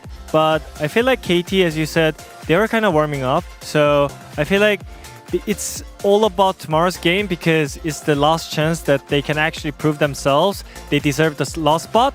But yeah, I mean, in general, their choice coming into this series was pretty nice because, I mean, they picked up Jin, which is really great into Ziggs especially. And also, I was kind of shocked by how BDD performed well on Yone. Yeah, his Yone was really good, and the Corki loss streak continues as a result, but I think it really helped with that decisive element, especially in a composition where you're taking like the Poppy, who isn't the best at leading engages. It was very reliant on BDD having a good game, and he really just popped off. And especially because, you know, despite the fact that KT really had the edge later on, the Zeke's got a pretty big lead. They got a lead getting on the back of some plates, so this wasn't a clear-cut game for minute one. Yeah, going to be a lot of different champions for T1 and KT to think about in the matchup tomorrow. Let's take a look at some of the highlights here from the decisive game number 3. 4-4 at this point, 13 minutes in, and BNK Fearx trying to be decisive, but a great play by Beryl turns it around. Yeah, I mean, look at how good like BDD is. Like he dodges all the spells that he have to, and also he hits every spells that he need to hit. And right there, I think BNK kind of looked for the plays that they had to, but I think BDD kind of outplayed it. And it seems like a small thing, but that was sort of the play that kind of broke up the momentum. And I think if that trajectory continued for BNK Fearx, maybe they get a lead that's like a bit too big to answer, especially when you have like a Ziggs on the back line. If you're fed enough that you can buy like a Zhonya's and still have good damage, it can become a lot harder for a Yone to make things work. Next highlight, down at the bottom side of the map at Drake, 17 minutes, 4 minutes after that previous one we just saw. And again, BNK Fearx trying to find ways on in, just so difficult, and this was after Corki had already died.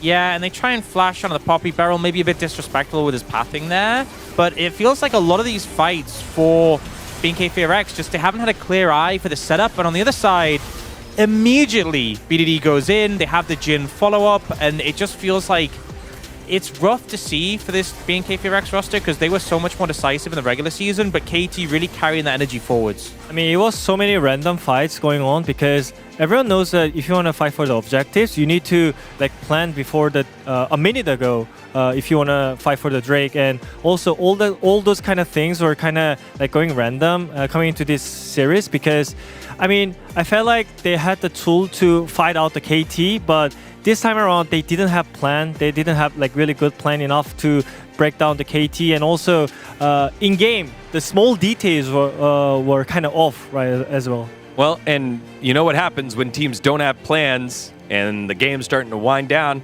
Let's flip a Baron. Let's just take a look at a Baron flip here for highlight number 3. And why not against Pyoshik as well, who, you know, he's not known for stealing these things. Yeah, and I feel like Baron is always the test of a team. You know, you have to have it really controlled. You have to know exactly what your plan is going into it.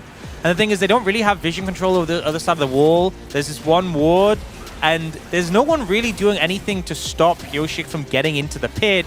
You even have Beryl coming in, threatening the ult here, which puts even more pressure. And it is close. It is close when it comes down to it, but the fact that he's able to get into the pit shows you've done the setup wrong. Yeah, I mean, there's no point to gamble this Baron because it shows that BNK actually had the power to fight down the Nashor, but I feel like, as you said, they didn't deny the jungler, they didn't look for the fight, or they didn't back out after the Nashor. So, like, all the plans were not like making like by them. Especially in context of the series, because if you're going to coin flip a Nasher, you do it when you're 2-0 down, and if you lose, you're out of world's contention. Yeah. Like if KT lose that coin flip, they're not actually in that bad of a spot. Even if they lose the game of it, they have more games, but their backs were really on the wall there, and the gamble didn't pay off. It did not. From there, KT closed it on out. They found themselves the victory and a 3-0 win. And we have this little highlight here for Deft. Every time against the Sandbox, then Live Sandbox, and now the BNK FearX moniker, he's had success against them 4-0. This time 3-0 here. He's had their number here, Ox. Yeah, I mean, I feel like Deft has just been dialed in. Honestly, I feel like this KT roster in general, multiple players. I mean, it's 3 players from that DRX roster. You can see the 2022 when they got the 4th seed. Has a tendency just to lock in, which makes tomorrow really interesting. And to be honest, if Game 1 had set the tone for the whole series, I think it'd be harder to sell this. But T1, you know, their series against D+ was messy. I'm starting to wonder what could happen. Yeah, I mean, everything can happen, especially when it comes to the last chance to prove yourself. And yeah, I mean, it's Worlds 2024. It's still a lot of pressure going on, like for both teams. And like also earlier today, it was kind of messy games as well, but it shows that they're kind of warming up for the tomorrow as well. So I'm expecting more exciting games tomorrow. We'll have an interview here with Pioshik and Deft in just a little bit. But until then, one of the things that jump out at me about specifically this last match, we got to see BDD's Yone. We got to see Jin Priority. You're seeing a lot of similar champions played here by KT that T1 have to think about when it comes to what we saw, I guess, in the last couple of playoff games and the first round of the regional qualifiers. What are some important champions you think are going to match up tomorrow? I mean, I feel like it's going to be, again, like you need to deal with Ziggs. That's the issue on the bot lane nowadays. And Deft already showed up. He can actually play Jin into it. And also, KT, as a team, they are looking for more lane swaps coming into this series. So I'm wondering if they're going to bring up another lane swap strategy against T1 tomorrow, because T1 is the team who really wants to play around Zeus, because he's the one that T1 can actually have an advantage towards the game plan. So I feel like it really depends on how they work on tomorrow's game as well. All right, we'll dive into more of your thoughts here, Ox, in just a little bit. But we have the interview ready. Standing by right now with Pioshik and Deft on the translation is Deer. 2024 월드 챔피언십 LCK Thank you very much, guys. This is Deer for the post-match interview translation, joined by Deft and Pioshik of KT Rolster, who managed to get a 3-0 victory in round 2 of the LCK regional qualifiers. They will move up to the 4th seed decider tomorrow. Congratulations! 오늘 반드시 잡아야 하는 Pioshik, 경기였습니다. it was a must-win match today, and you managed to secure a chance at 4th seed. How do you feel? 이제 남은 팀들이 다 You know, lately, 가가지고 with all the 스크린할 remaining teams, 그 상황이 많이 없었는데 we didn't really get a good opportunity to scrim a lot of different teams. And despite that, being able to win and secure a 3-0 victory makes me very happy. And Deft, what a well thought out gameplay. So how desperately did you want to advance to Worlds? 올해라고 크게 다른 건 없는 것 같고 그냥 You know, nothing's different about this year. 선발전이다 Just 보니까 every time 익숙해서 잘 I am 됐던 것 at the 같습니다. qualifiers, I think I'm pretty much used to playing out my qualifiers, so I think that's why it went pretty well today. And Pioshik, against BNK FearX today, that's how you got a clean 3-0 victory, and it felt like your gameplay was even more solid today. So what was your main focus while preparing? 기억이 안 나는데 그냥 대회 오니까 I can't really remember what I focused on mainly, but I think whenever we're on the stage, we definitely have better concentration. And Deft, in game 1, your Ziggs was open, and you were the Mega Inferno Bomb itself. And Ziggs was actually blind picked on blue side all series, so how would you rate Ziggs? 풀팀에서 결국에 I feel like, yeah, I'm pretty solid on 직스를 준 Ziggs. 팀들이 좀 많은 것 같습니다. 그래서 풀려서 And I feel like 되게 there's a lot of 재밌었던 것 같습니다. teams 아, that 더 have been 재밌게 leaving 하셨군요. Ziggs 좋습니다. open 그리고 with the 2, meta 3세트에는 currently, and I'm 직스를 just 상대로 I do 진을 always 꺼내서 enjoy 득점 playing 사수, Ziggs 엄청난 whenever 스킬 the 적중률을 opportunity comes. 보여주셨는데요. 진으로 And in games 2 이렇게나 and 좋은 3, you 활약을 picked 보여주다는 Jin 거 against 스스로 Ziggs and showcased 만족하시나요? an insane accuracy with your skill shots. So, 네, 아무래도 are you happy with how you played today? 비행 연습이 내년에 써야 되기 Yeah. 때문에 네. 그래서 좀더 Honestly, I always have 신중하게 to 썼는데 practice 잘 my 맞은 것 aim. 같습니다. 아, 예행 연습이었다. And I was 이렇게 very 재치있는 careful 답변을 about my 해주셨습니다. skill shots, and I'm glad that it went really 선수가 well. 좋아하는 릴리아를 선택하셨습니다. And 직스 Pyoshik, in games 코르트보다 2 and 3, 릴리아를 you got to 선택하신 play 이유가 your 뭔지 beloved 여쭤봐도 될까요? Lilia. So what made you 아무래도 prioritize Lilia over Ziggs and 릴리아가 Corki? 이제 선피로 You know, 가져왔을 Lilia, 때 그렇게 큰 카운터가 when you 없다고 take 생각했고 Lilia 오늘 경기 특히 as the 릴리아의 third pick, there's not 중요성이 높다고 much 생각을 counter to 해가지고 her. 그냥 And 릴리 today was the 픽에 day where I 선택을 한 것 thought that 같습니다. Lilia 네, 그렇게 had a 해서 really 2, 3세트 big 릴리아로 importance 스카너를 and impact in 상대하셨는데요. the game, so I think that's why I went with her. 어떠셨을까요? So you faced Skarner with Lilia. 이제 So 릴리아가 what was your read on the 탱정글 matchup? 상대로 워낙 좋다 보니까 저희가 사고 안 No, 나는 Lilia's really 선에서 good against 그냥 tank 시간 지날수록 junglers. 릴리아가 좀 So 더 as long as nothing big 유리해지더라고요. happens, 그래서 or 그냥 if, as long as we don't make 정글은 any 좀 기분 big 좋게 했던 것 mistakes, 같습니다. I 아, knew 기분 that 좋게 경기를 jungle 마치셨습니다. would 좋습니다. be 그렇다면 pretty 표식 선수 easy 22년도 going. 그때 좋은 기억이 And I 떠오르는 had 비슷한 very fun 영상이 time today. 떠오르고 있는데요. And Pyoshik, KT의 이번 2022, 선발전 we're 예감 starting to see a 어떠십니까? similar picture that's bringing back some good 사실 memories, 이제 huh? As for this qualifiers 그때 run 이제 by KT, 우승을 what's your gut 했어가지고 feeling 좋은 about it? 기억이지 그 과정들이 되게 You know, yeah, we 험난했다고 생각을 actually 하는데 ended up winning 그럼에도 그 험난한 과정을 consecutively 다시 all the 하고 way to the 또 end, so I am 진출을 feeling 했으면 pretty good. 좋겠습니다. It's good 그럼요. memories, and I 기대하도록 want to make 하겠습니다. sure that we 그리고 데프트 선수, relive 이- through those 이 memories and make it 월드 to 연속으로 make it all the way 선발전을 again. 끌어내는 모습에 선발전의 And 데프트라는 Deft, 수식어도 with 붙게 how you 됐는데요. pushed through in 이 타이틀에 2021, 대한 생각이 2022, 궁금합니다. and 2023, 뭐 어느 Deft 정도는 of 맞는 것 qualifiers 같고요. is a thing now. So how do you like this title? 좀 You know, it sounds pretty 왜 그런지 nice. 모르겠는데 약간 목숨이 없을 때 좀 더 I 잘 can't 해주는 tell 것 같습니다. why, but I feel like whenever I'm at a clinch 그렇다면 자, and I 이제 don't have 내일이죠. any more 마지막 room 큰 to lose, 장면은 I tend to do 월드 so much 다시드 better. 티켓을 걸고 T1과 격돌합니다. And Pyoshik, 표식 at 선수, last, 3연속 tomorrow, 월드에 you will battle 도전하시는데요. T1 월드 with the last spot for Worlds, 자신 있으신지 the 각오 fourth seed on the 들어보겠습니다. line. So you're aiming for your third consecutive 아무래도 Worlds. T1이 되게 잘 한다고 생각을 해가지고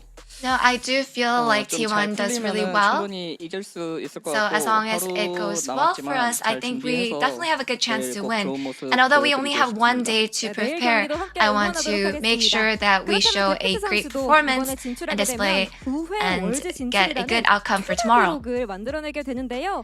어떤 And Deft, it would be your 마음가짐으로 임하실 ninth 예정인지 내일 consecutive 경기에 Worlds 대한 각오한 appearance 말씀 if you make it. 들어보겠습니다.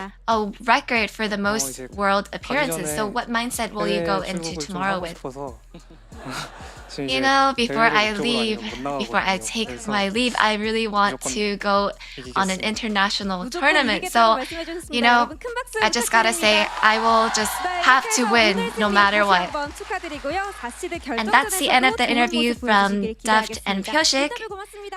Looking forward to a great Worlds one for you guys. And back to the space. Thank you.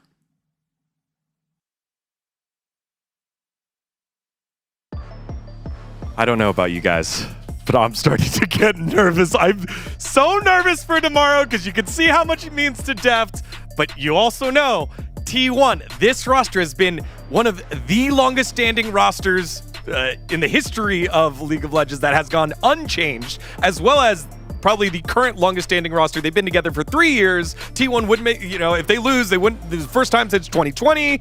Like, there's so much on the line here, Ox. Yeah, I mean, I feel like every really long-term League fan who's been following for such a long time remembers that moment when that 2013 roster who ended up winning Worlds with SKT didn't qualify next year. Faker not qualifying for Worlds as the reigning champion. That could happen again. You know, that could happen again. It would be so crazy. Any time the reigning champ doesn't make it, it's just such a mad experience to happen. And KT, they showed good form today towards the end. Yeah, I mean, once again, it's a telecom war, but also we're gonna have 8 Worlds winners tomorrow. So it's gonna be like so much pressure. And as I said, it's last chance to prove yourself, or it's end of the year. That's right. All right, one more time. Let's take a look at the match result from today. It is a clean 3-0 as KT take care of business against B&K FearX, as B&K FearX finished 6th so far this season. So congratulations B&K FearX for making it this far.